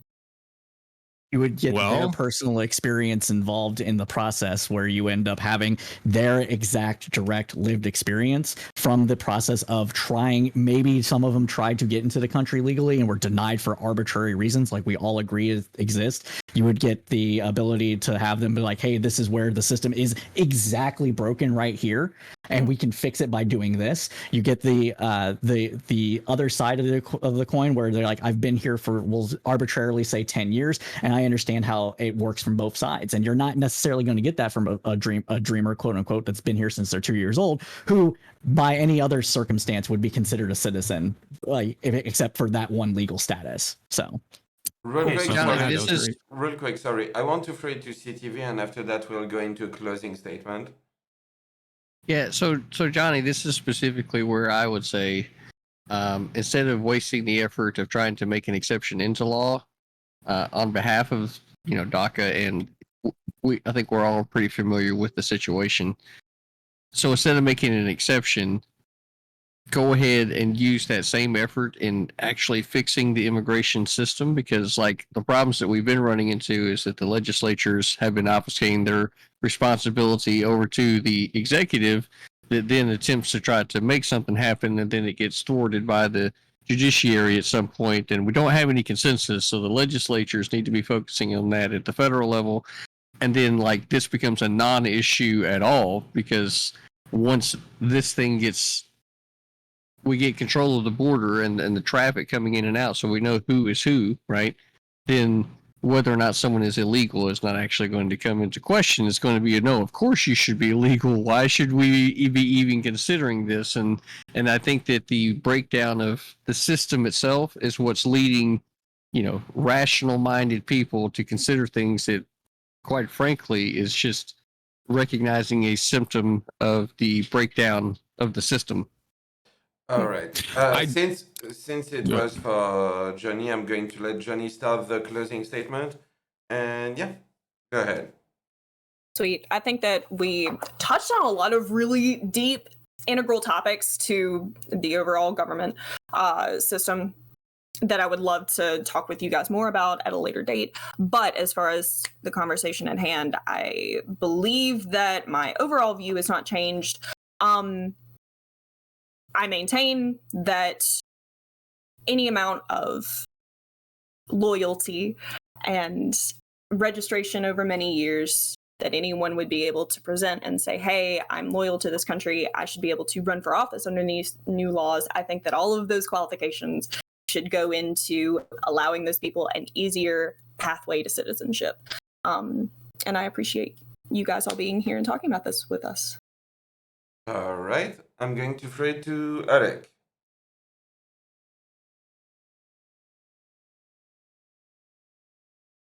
Yeah, so my position on this, going through these various things, these details that people brought up about owing other countries and etc.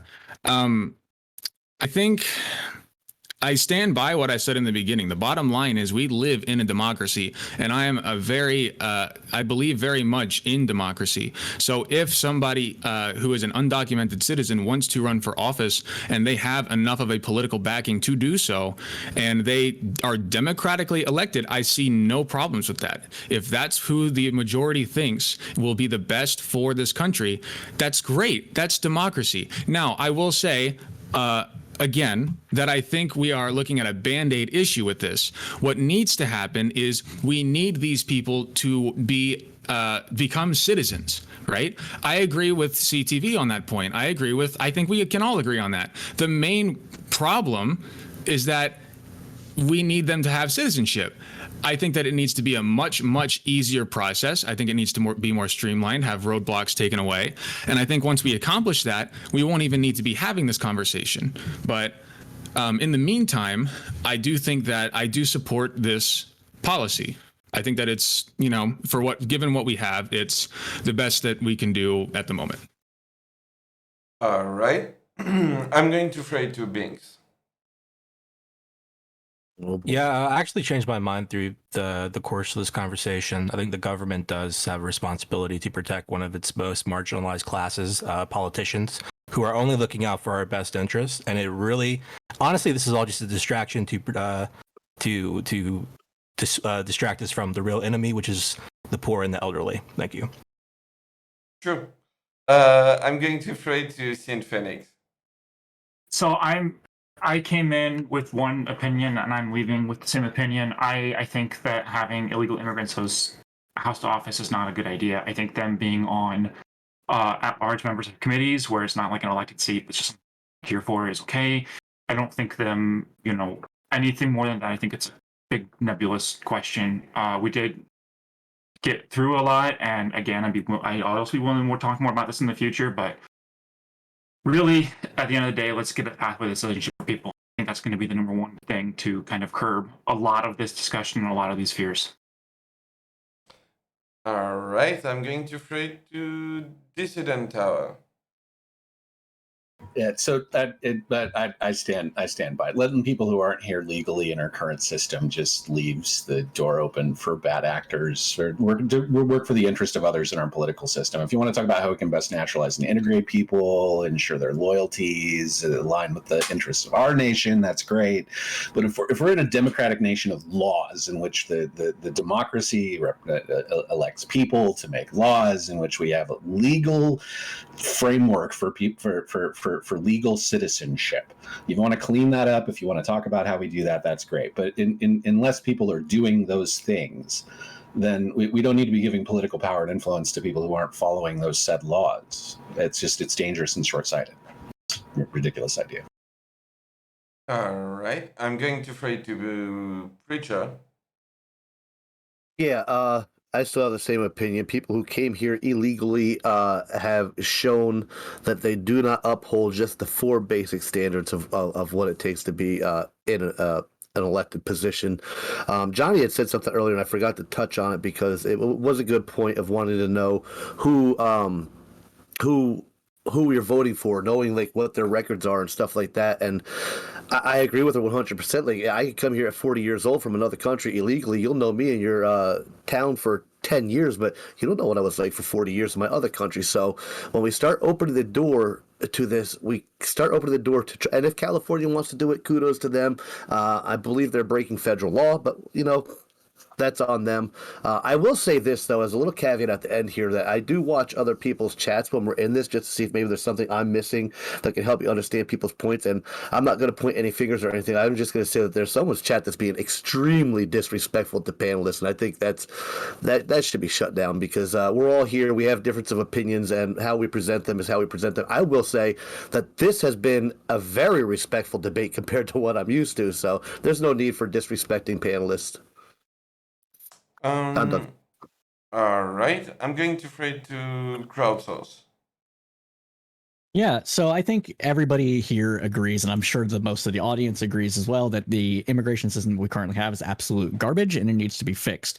While we didn't change any minds on this panel, I hope that what I had said about allowing people that may be in the country illegally serve on some public offices would help integrate them into society and at least gave you a different perspective, if not change your mind. And I look forward to doing these more often. Thank you all for being respectful and all that jazz. Hell yeah. All right. And I'm going to throw it to last but not least, CTV. First things first, this isn't a democracy, it's a constitutional republic. Okay?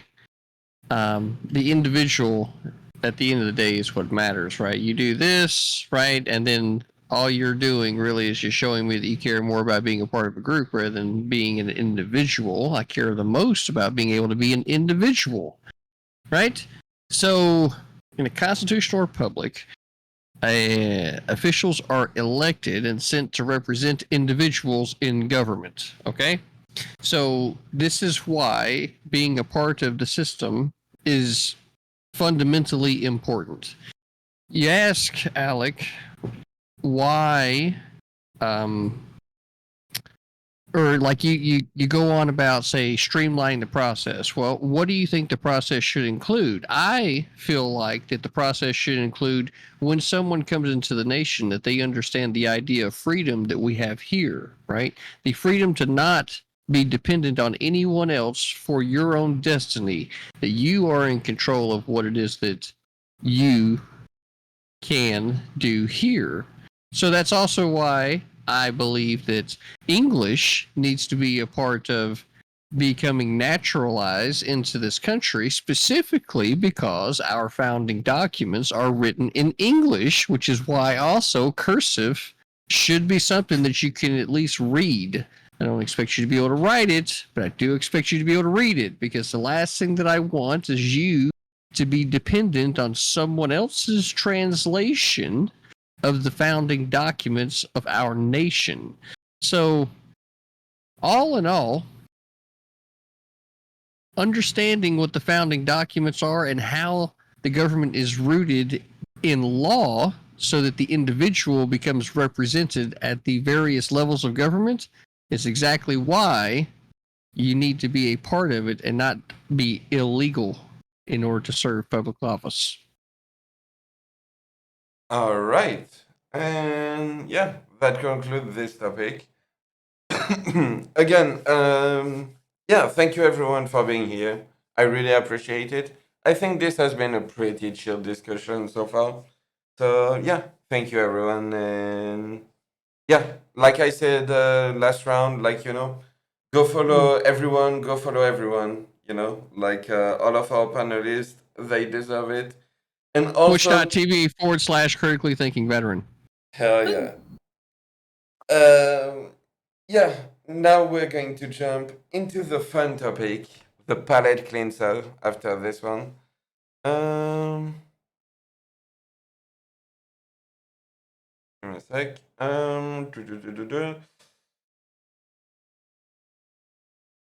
my god. Okay, this one I might jump in. All right. I hope, just by a show of hand, who here cooks, basically? All the time. What was the question? Who cooks? Sorry, I didn't hear it either. Basically, for you, like, who likes cooking? All right. Who likes? I like I'm eating. sorry. I damn sure like eating. I cook and bake a lot. But real quick for this last topic, as always, we're bringing an expert. How are you doing, Frames? You're Sorry. muted.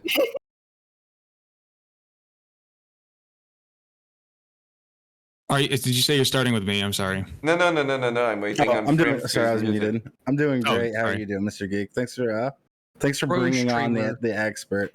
What is it? Fucking pro streamer. True. How you doing, Johnny? It's good to see you. Doing good, Frames. It's good to see you too. John, you guys don't know that Johnny's an OG. Yeah. They've been around for I've known Johnny for 3 years now. Yeah. Twitch Politics OG. Dude, this summer is my 3 years, for Yeah. streaming on Twitch. Yeah. Who dropped? Good question. All right. So with that, let's jump into. First, did you do an intro, Frames? Because I think you did it, but you were muted. Oh yeah, what's up, everyone? I'm Freems, twitch.tv/Freems. If you enjoy what I'm about to do on this panel, I have a new panel coming out Tuesday where it's just topics like this. Because I'm tired of arguing with nerds on the internet that are pretending to be alpha. So True. Pretending. All right. Love it. With Love that it. being said, let's jump into the last topic. All right. So, is it better to cook with olive oil, vegetable oil, or butter? We're going to go into opening statement, and I'm going to start with crowdsource. Man, you put the butter in there, and I'm confused now because French food is very good, but I love Italian, so I'm gonna go with olive oil and say olive oil is better to cook with than butter. But it is a hard choice. All right. I'm going to throw it to Johnny. What was the 3 choices again? Olive oil, vegetable oil, butter. Olive oil, vegetable oil, and butter. Hmm. Okay. Okay. Olive oil is for drizzling. It has a very low smoke point, so you will burn it very easily.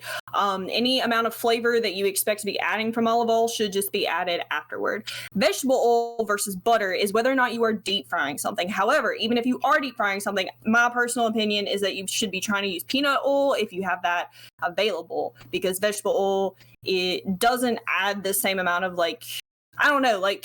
if you want it to be flavorful, you should probably use peanut oil. Also, there are certain health benefits. Butter is for sauteing and melting over things, in my personal opinion. You're wrong, but that's okay. I'm going to pray to Preacher. This is a tricky question for me, because I am Italian, so obviously I love cooking with olive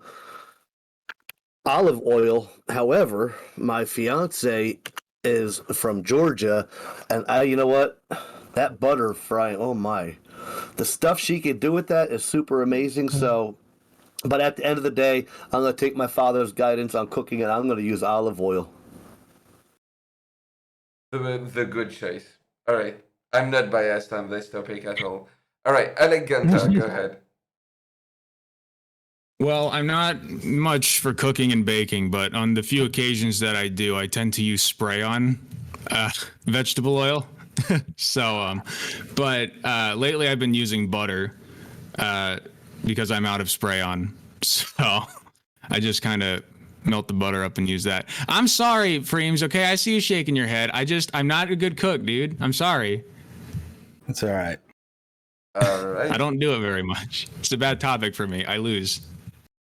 All right, I'm going to throw it to Sin Phoenix. So, really quick, over the past year, I've been learning a lot about cooking through our online tutors, Babish and Wiseman.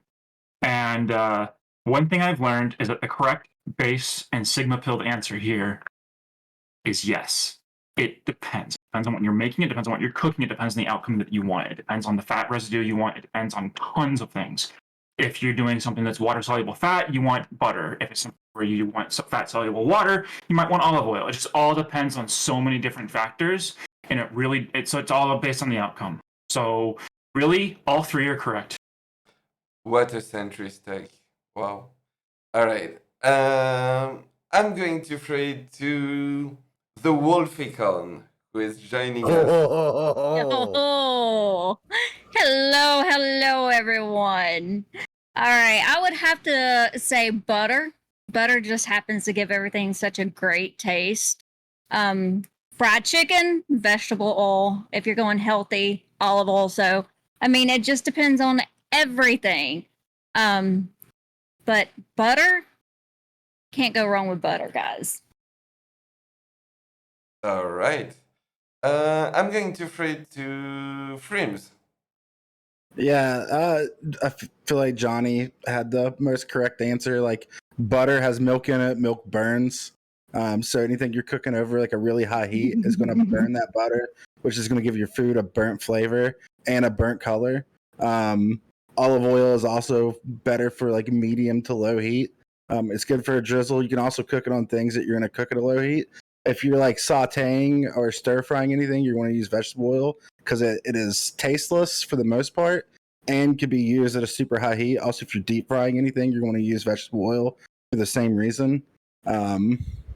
There's no like correct or wrong answer. Well, there is wrong answers. Some of you guys have said wrong answers because you just picked one of them. And Mr. Geek disagreed with Johnny, so I'm very curious to what the French guy has to say, but probably butter because you can put wheat in it. But also, I was listening in through the whole panel, and I don't know if I'm allowed to do this or not, but I do want to add one small thing because I was very interested in the crust of the Earth topic, and the correct answer for me personally is hentai, so I don't have to live with my guilt. Anyways, Based as fuck. Good shit. Hentai or just anime titties? No. I don't want to go into my browser. I'd make you blush. I don't want to go into the this. tentacles. Okay, whipped out. No. I will allow some things on this panel. No whip talk. All right, Dissident Tower, go. Yeah, there isn't a good answer for this, but there's a lot of bad answers. I mean, why would you use anything other than butter in, say, a pie crust? I make a lot of pies. I'm not making my pie crusts with something other than butter, some fucking weird ass vegan shit or like some kind of oil or something. Fuck all that. I wouldn't even know how to do that, nor would I want to be gross. But if I don't use a lot of vegetable oil or like vegetable type oils unless I'm cooking in a wok. I mean, other than that, I don't see the point. And just like a little bit of olive oil, really. I think if I use anything, most of the time it'd be olive oil with cooking, and then butter for like most baking type stuff. All right. Real quick, did I forget anyone? All right, perfect. The floor is yours. All right. So for a pie crust, that is a perfect example of when you would use butter or baking in general. If you're baking a cake, well, I take that back. There are certain cakes, because olive oil has such a distinct flavor, that you would use. I love to cook, by the way. I cook a shitload. Like there's like lemon olive oil cake, stuff like that you're gonna want to use olive oil for because of a flavor. It's almost like times that call for olive oil, it's because you want the flavor of the olive oil, but you can't really cook it at a high heat because it burns out, because it's not a vegetable oil, it's a fruit oil, so it has more fats in it and fats burn easier. I'm going to step outside a little bit because I know I settled on olive oil, but that was for my main stuff. I do mix butter in, obviously, but however, let me just say this. If y'all haven't tried avocado oil yet, you're missing out, because that was probably the cleanest fried eggs I've ever had was when I started. I'm actually trying to eat healthier, so I switched over to stuff and no more of the oils other than avocado oil for most of the stuff. But now, if you're doing fresh cut fries or your own homemade fresh fried chicken, nothing's better than peanut oil for that. The flavoring that it adds, oh man, but you have to pre-do the fries a little bit, blanch them a little bit in the oil, let them sit, and then put them in and let them go the whole way. I'm also fat, thank you. When you do fresh cut fries, do you let them soak in cold water? Yes. Pre-fry? Yeah. Good. Yeah, you gotta get the starch out of it. Do you salt the water too? Not usually, because we're like when I'm doing it at one of the fairs or festivals, so we're doing so much. It's just to keep up with that. We just have the water, just boom, keep cutting them right into the water. Curious. I will piggyback. Go ahead. You started for me. Okay, I will say that there are certain times, so when we're talking butter or olive oil or vegetable oil, are we talking about a pan additive, or are we talking about like maybe you're mixing things and then going in the pan, or is a pan or general recipe? Because like if I sous vide a steak, I put butter in there along with my seasoning and some rosemary. But if I'm doing like a saute pan, I use olive oil because I think olive oil adds a little bit of extra flavor and can help extract some of the extra stuff. It's not a ton, just maybe add that to add on with, or like I did like steak bowls the other day, and in addition to the noodles and the vegetables and stuff, just a little bit of olive oil to help keep the non-stickity to it, and then with the mirin and soy sauce and we make so much fun of y'all for using rosemary and things. We just like Southern people don't like our stuff to taste like flowers. There's a trick to it. You can't do too much. I will say olive oil is acceptable for saute, but not to cook the food in. Like you want to put it in at the end, because if you burn the olive oil, it's going to taste like burnt olive oil. Now you just got to use more of it than them frames, right?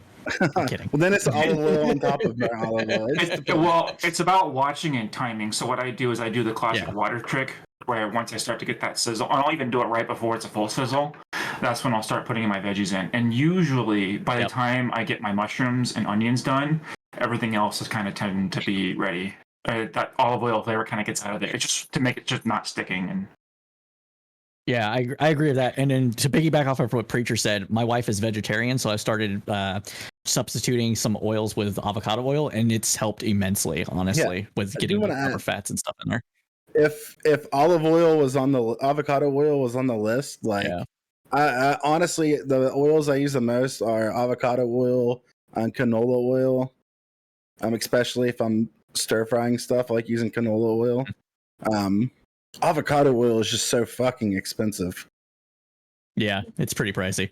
Even at HEB prices, I don't know who here's in Texas. I don't really know much about it. Like, how does avocado oil burn okay? Like, can you use it in high heat situations, like say cast iron woks? No, I wouldn't. It's more similar to like a like canola and sesame oil then. Yeah, like because okay, so oils that come from fruits. I guess avocado is a fruit, right? God, I feel dumb even asking that. It is, yeah. I'm coming in here like high standing on my oil takes and ask avocado. Like, what kind of fucking hack am I? But avocado is considered to be a fruit. Yeah, so oils that come from fruits, where they have more fats in it, burn easier. So anytime you're like sauteing or stir frying, you're cooking meat at a higher heat. because you're Yeah, you cooking don't it want to do quicker. that. So you'll burn it. Now you can add it on like later into it for flavor, but I wouldn't do the whole process like that. I would use vegetable oil. And when I make pasta, I don't really like for myself. If I just like make pasta for myself, I just use like a little bit of butter to kind of lube it up a little bit. But like at the end of making pasta, I'm just adding like just a little tiny bit of absolutely. of olive oil or whatever your thing is. Avocado oil probably do good with that. Yeah, you could do avocado oil. Olive oil is great for that, and butter. If it's at the end, like just the very, very end. Butter noodles are very popular, actually. Candy and butter. Also, it's good. It's good being on a panel with CTV and Johnny because I actually get to be on a panel with people who talk normal. Yeah. All y'all are like, y'all are all doing the thing where you take the 3-letter word "oil" and you stretch it out to be oil. I have this conversation with my fiance all the time because it's, we're cooking with oil, we're wrapping it with aluminum foil and all that stuff, and I'm just, Okay, girl. Okay, I know I'm Dana supposed is to be the only other person I know with a southern accent. I do want to push back on something that was said earlier. Because this is a very serious condition. Never use anything but olive oil in your cast iron. It's seasoned with olive oil. It's done that for a very specific reason. It's because olive oil helps fill those pores better than almost anything else. Cast iron is a very porous metal. It helps preserve the pan, and it helps to soak into that a lot better than anything else. Also, if our Lord and Savior J. Kenzie Lopez-Alt says to do it, it's not a bad idea. Well, and I'm going to add in here that a lot of people are missing about frying with bacon grease. Oh hell yeah! True. Okay, that's not an option. Let's stay on topic. If you're baking something, taking like instead of putting butter in the pan, just take like a paper towel, put it in some Crisco, and wipe that pan down with Crisco. Shit! You gotta have lard for things like frijoles, right? Ooh. How many people have a jar of bacon grease in their refrigerator right now? I have had a coffee cup full of bacon grease on top of my refrigerator perpetually for like 20 years. I have a hard time keeping bacon grease because anytime. I mean, it's not the same bacon grease. I use the bacon grease, but it's still that's the bacon grease. Anytime I make bacon, I usually make gravy. So. I use that shit all the time. Good. The other thing you can do with bacon grease is if you have like a popcorn cooker, like one of those ones you get on Amazon that like you turn it and then when you put the oil in there, just put like a spoonful of bacon grease in with the oil, and then do about a half stick of butter when you put popcorn in. Turns out perfect. All right, I have a question. Me hungry. I'm sorry. I know I'm supposed to moderate, but like I have a question. How do you fuck up olive oil? Because like when you tell me that olive oil can burn, I'm like, wait, what? Because I've been eating olive oil all my life. Answer that really easily. Hey, Mr. Geek. Mr. Geek, how about this? Google it, dude. This is what I did. This is what I did. And they go, no. I have the thing right in front of me. Like from France, they don't even cook their food over there. It's all slimy. No. You won't get me on that. They're saying the Y'all are main talking a foreign downside. language to me right now. The main downside is that overheating can adversely impact its flavor. How? Yes. I've been cooking with it all my life. So it's either using too little or leaving it set in heat too long. Yeah.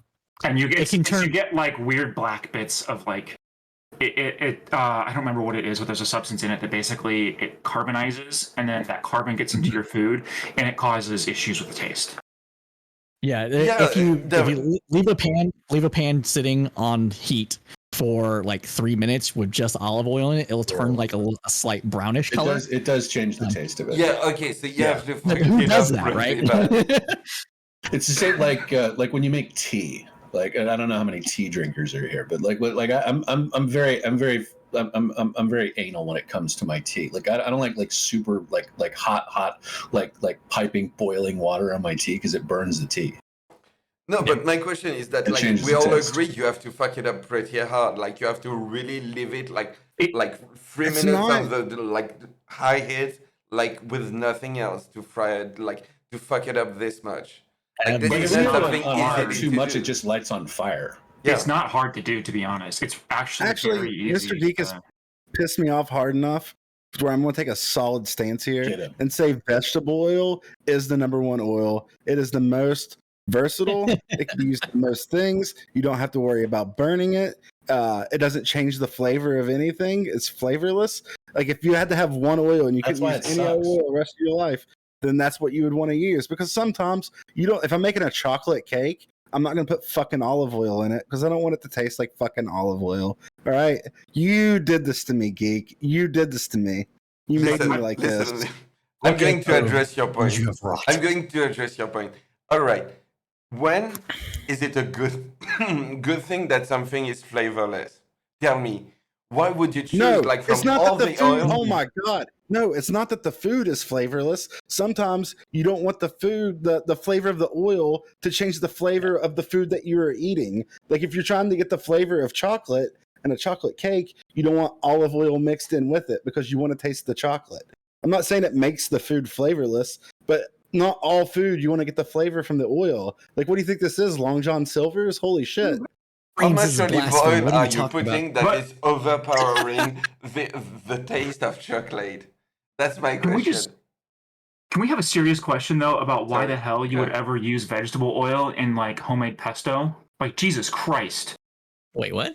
It sounds Because the flavor of the Who said pesto that? doesn't come from the oil. A part of it does. Not all of it, though. Part of it does. It's a huge part of it. Like, oh my So, god. like, okay, and I will Homemade concede. pesto, like olive oil, is absolutely necessary. Okay, for sure. I can concede to that to a point. I'm saying that I would rather have, if I could only have one oil, it would be vegetable oil because there are far more things that you don't want the flavor of olive oil in with it than there are that you do want the flavor of olive oil in with it. Like if I have to give up pesto, then I will. Oh god, no. Now, if pesto is your favorite food, and it's just what you like can't live without, then sure, olive oil is the oil for you. But in my life, I don't make pesto that much. Maybe like once or twice a year. It It's just not my takes so favorite. much to make such a little tiny amount of pesto. Like it's really expensive if you're trying to make a bunch. Well, I days know of work. you only need a little bit of pesto. Well, I mean, I guess I do it in like 15 minutes and then I put it in the fridge. No, I do. I'm a lazy cook. I like to cook one day, but plan for the whole year. So usually, like in summer, whole I buy year? like all the basil I need, everything I need. I do the pesto for the whole year. So yeah, it's a 2 days work basically to have like Okay. a few jars. Yeah, so if you're canning it and stuff, yeah, that makes sense. But I actually went and I bought a mortar and pestle just for pesto. Wow. Because I was like, I'm going to do this. Committed. I wanted to do it right. I don't want to, like, Yeah. I've been learning cooking, and like I said, It's really the Just only way like- to make it. I've been working on ramen as well, and you have to get everything exact. You can't do like, well, I'm gonna skip on my tare. I'm gonna, use a little bit more of this here. I'm gonna use, like you're using soy sauce, using the low sodium soy sauce. Now you gotta use the high sodium mushroom soy sauce. It matters. The little things matter. You would not believe it. Oh, I'm sure that's much better. I'm not gonna go through all that for pesto, but you like pesto more than I do. I can tell. Well, my girlfriend likes pesto.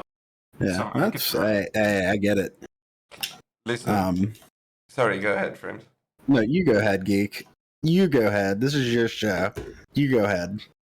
I was just going to say that, like, if we compare the amount of stuff that I'm willing to get rid of, like, if I get rid of olive oil compared to like everything else, olive oil wins all the way. That's all I have to say. Fuck baking Wow, and all of this way to shit. convince me there, geek. I would just use butter and everything if I had to choose one. Butter, really? Yeah, I think That's I so would easy just to use burn. butter and It's everything. southern. You can because you can fry egg, you can make cake, you can like put it on steak, like Pork I chops, so good. Yeah, Yeah, but I I don't think agree that with you, out. Johnny. You can use butter in basically everything. think Yeah. so. Yeah. How would And you? it gives so, it too. that unique flavor, and you can still add your seasonings. You can cook it low and slow. You don't have to cook it high and fast. I mean, come on, guys. Yeah, I guess butter would probably be second on my list. I don't know. Butter is pretty good. The thing is, like when it comes to like frying eggs and stuff, I feel like I could just use the grease from whatever meat I'm cooking, but butter is pretty fucking good. But it does burn. It burns easier than most things. So You do kind of have to baby it, but yeah. that's okay. That's why I use olive oil though, so I don't have to worry about that so much.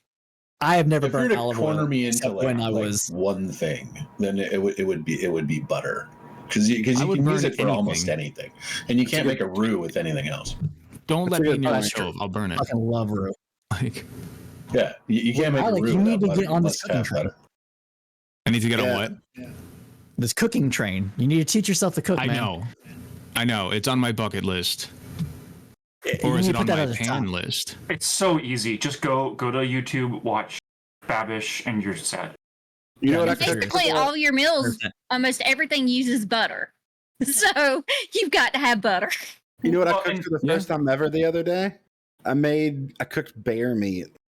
How was it? Dude. It was good. I mean, okay, so when you eat bear, you want to have it ground because it's like real kind of gristly, I guess. Yeah. But like making like a bear burger. Actually, I take that back. We smoked some of it and made pulled pork or pulled bear, I guess. And it was surprising. Like bear meat shocked me.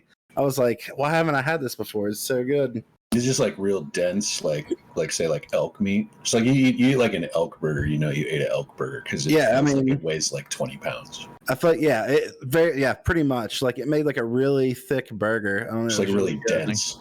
Yeah, I was shocked. Was it like, kind of tough? I'm down with I that. can't No, imagine it's very fatty. well, it's I guess if you were to like fry it or like grill it or whatever, it would be tough. But if you're like slow cooking it or making ground bear and like burger or something, then it's not too tough. I haven't just like straight up fried it though. Oh, Interesting. Would you consider it a gamey kind of? No, it's not gamey No, at it's all. not gamey. Okay. I don't like deer. on those lines, so I grew up with deer meat all the time. We always had ground deer meat in the freezer.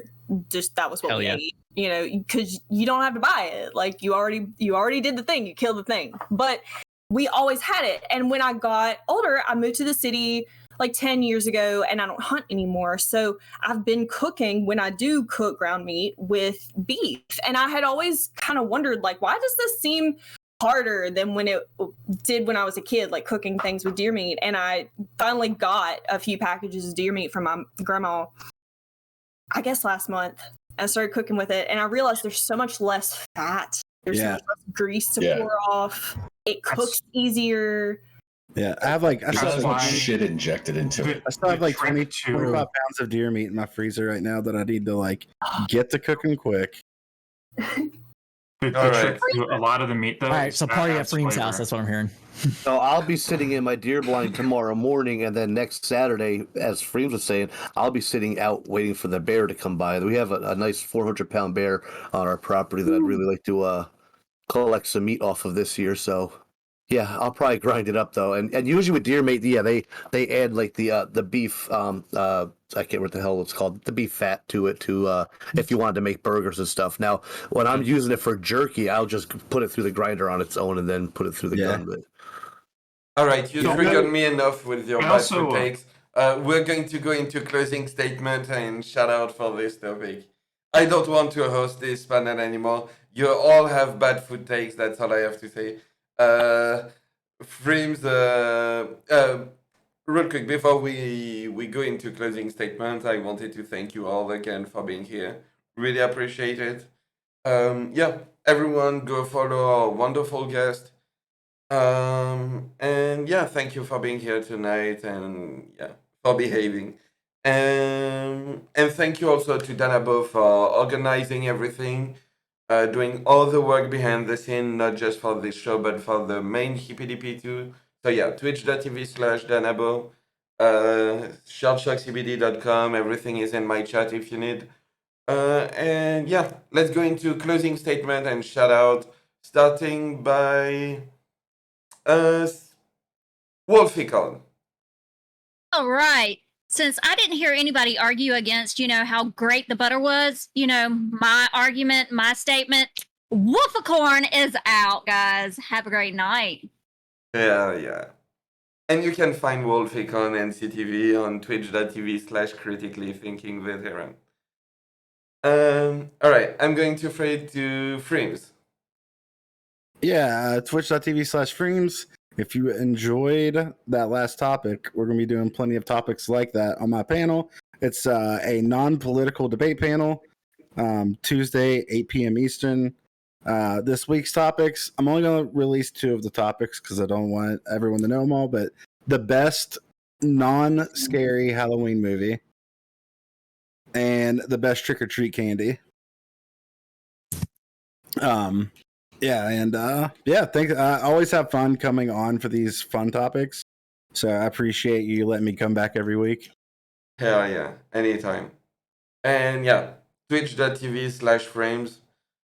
Just like it's written on the screen, FREEMZ. Tuesday, what time?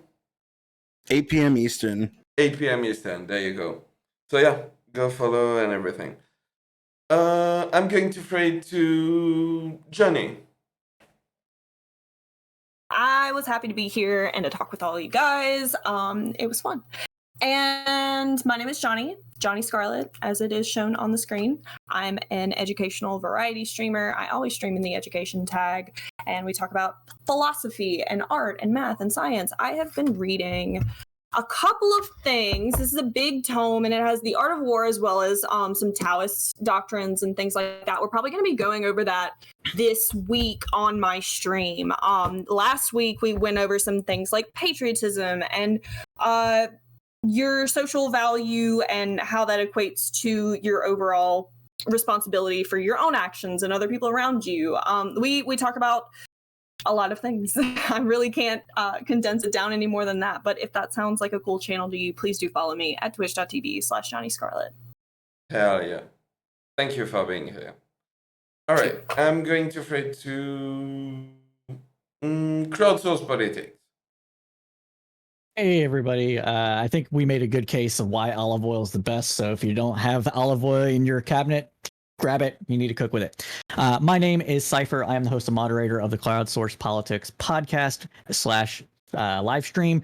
We stream every Thursday at 8 p.m. Eastern Standard Time to about 10 p.m. Eastern Standard Time, covering the news that was for the last week with the kind of analysis only Crowd can provide. Happy to be here, Mr. Geek. Thank you so much for having me, Danabo, and for Dylan's Hippy Dippy podcast. And I hope to be around more and follow all these wonderful people on here. Everybody was respectful today, and I greatly appreciate it from every single one of you. Thank you. Yeah, anytime. I'm going to fade to Alec. Yeah, I'm food illiterate. I do baked chicken, I do eggs, and microwaved minute rice. So my take is really not needed in the food side of things. I do want to, I do have it on my bucket list to learn how to cook, on top of many other things that my ADHD brain will not let go of, but will bring up at random points of my life. Anyway, thank you for having me. I really appreciate it. I thought it was a very respectful discussion that we had, and I got to hear some different perspectives from people and agreed with some, disagreed with others. That's fine. I hope to be on more going forward. You can find me at twitch.tv/AlecGunter. I'm also on YouTube. I'm not really uploading that much yet due to my job and due to just being, tired 24/7. But I am going to work on it. So thanks again. I appreciate it. All right. I'm going to fade to Sinphonex. Yeah, so one thing that unfortunately I wasn't able to bring up is that there are instances where you do want to burn your butter, specifically Cajun food called brown bits. Best thing in the meal. But other than that, the only correct take here is the centrist position that there are times and there are uses for everything. If you make me choose just one, I'll tell you fuck you. Wow. But food cooking and food is a hot topic. I'm coming in hot with that one. But if you like me, first of all, I don't know why. Second of all, you can follow me on Twitch at twitch.tv/SinPhoenix or on YouTube, SinPhoenix. I upload all of my content there. I've lately been doing a lot of Let's Plays and stuff, and so it's been going up there. Tomorrow I'll be doing more Tales of Arise. So if you want to know if you want to see what that game's all about, feel free to come on in. I think you're starting in the afternoon and going till evening. So thanks everyone for having me. Thank you, Mr. Geek, Danbo, and of course Dylan. Hell yeah. Thank you for being here. I'm going to fade to Dissident Tower. Hey there, I'm the Dissident Tower. I stream on Twitch from time to time, more and more lately under Skanky AF, coming to or has probably been in many politics streams near you. I stream pretty much exclusively under the politics section. I do play some games from time to time. I mostly engage on my stream in just social and political critique, original writing and research, live while we listen to mostly like boring classical music and stuff like that. So probably not the most exciting, dynamic streamer that you've ever come across, but definitely a place where you can discuss things that you may not get to or want to discuss elsewhere. So that's it. Thanks for having me again. Thank you for joining us. Preacher. Yeah, hey, thanks, Geek and Danabo, for having me again. I appreciate it. I did not mean to scare Binx off with my hot takes. I feel bad about that, and I'm gonna actually side with Sin on this because I think about Facebook when I see people posting that thing where oh, you got to give up 3 of these, and it's like hamburgers, French fries. I'm like, I'm gonna give up the person making me give up something. No, Right? There's choices to be made, and when it comes to cooking, if I'm just frying, it's one thing, but yeah, there's, like I said, avocado oil, peanut butter, peanut oil, bacon grease, butter, it just depends on what you're doing and what you're in the mood for, I guess. So I'm sticking with just give me all the damn oils. All right. Oh, I'm sorry. I'm at Twitch TV, Preacher570. That's the happy one. Hell yeah. Thank you for joining us tonight. Thank you. CTV, now that you're back, how are you doing? Well, I'm great, right? It's obvious to me, and I didn't even listen to what Crowdsource was talking about we made the best arguments for olive oil. I didn't even have to hear it to know that it had to do with health, right? And nobody gives a fuck about health. Everybody gives a fuck about taste. You know why people give a fuck about taste? Because it goes in your mouth, right? It lands on your tongue, and you either go, Sorry. oh my god, that is so fucking good, or you'd be like, oh Jesus, I gotta suffer through this shit again, right? And if you end up having the latter reaction, it doesn't exactly encourage motherfuckers to want to eat it. Okay, that's just the reality of the game. So, core value here, right? I'm gonna eat what the fuck I want to eat, right? Don't be trying to regulate that shit. And if you try to, we're gonna have a problem. And that's where we're gonna agree with Sin and Preacher now, right? So it's woohoo! This is where we're at. And you can find me, twitch.tv/critically thinking veteran. You can also find me on Twitter, right?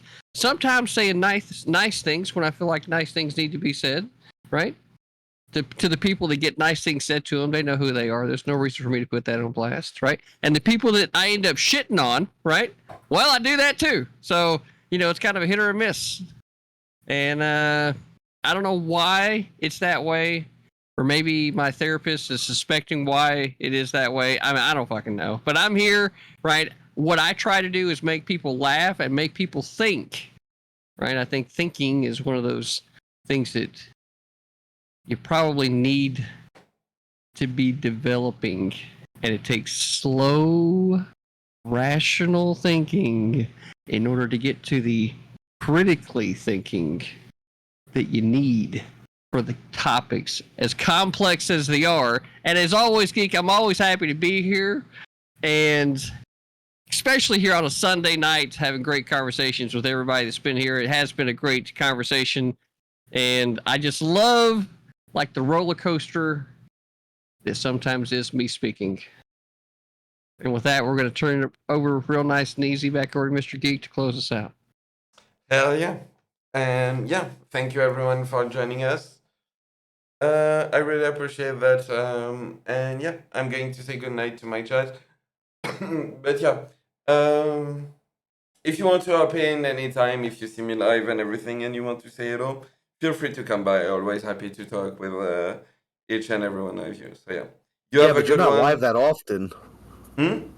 You're not live that often, though. True. I do really short streams. So yeah. But yeah, thank you everyone for joining us, and you have a wonderful rest of your day. Take care. You too, Mr. Geek.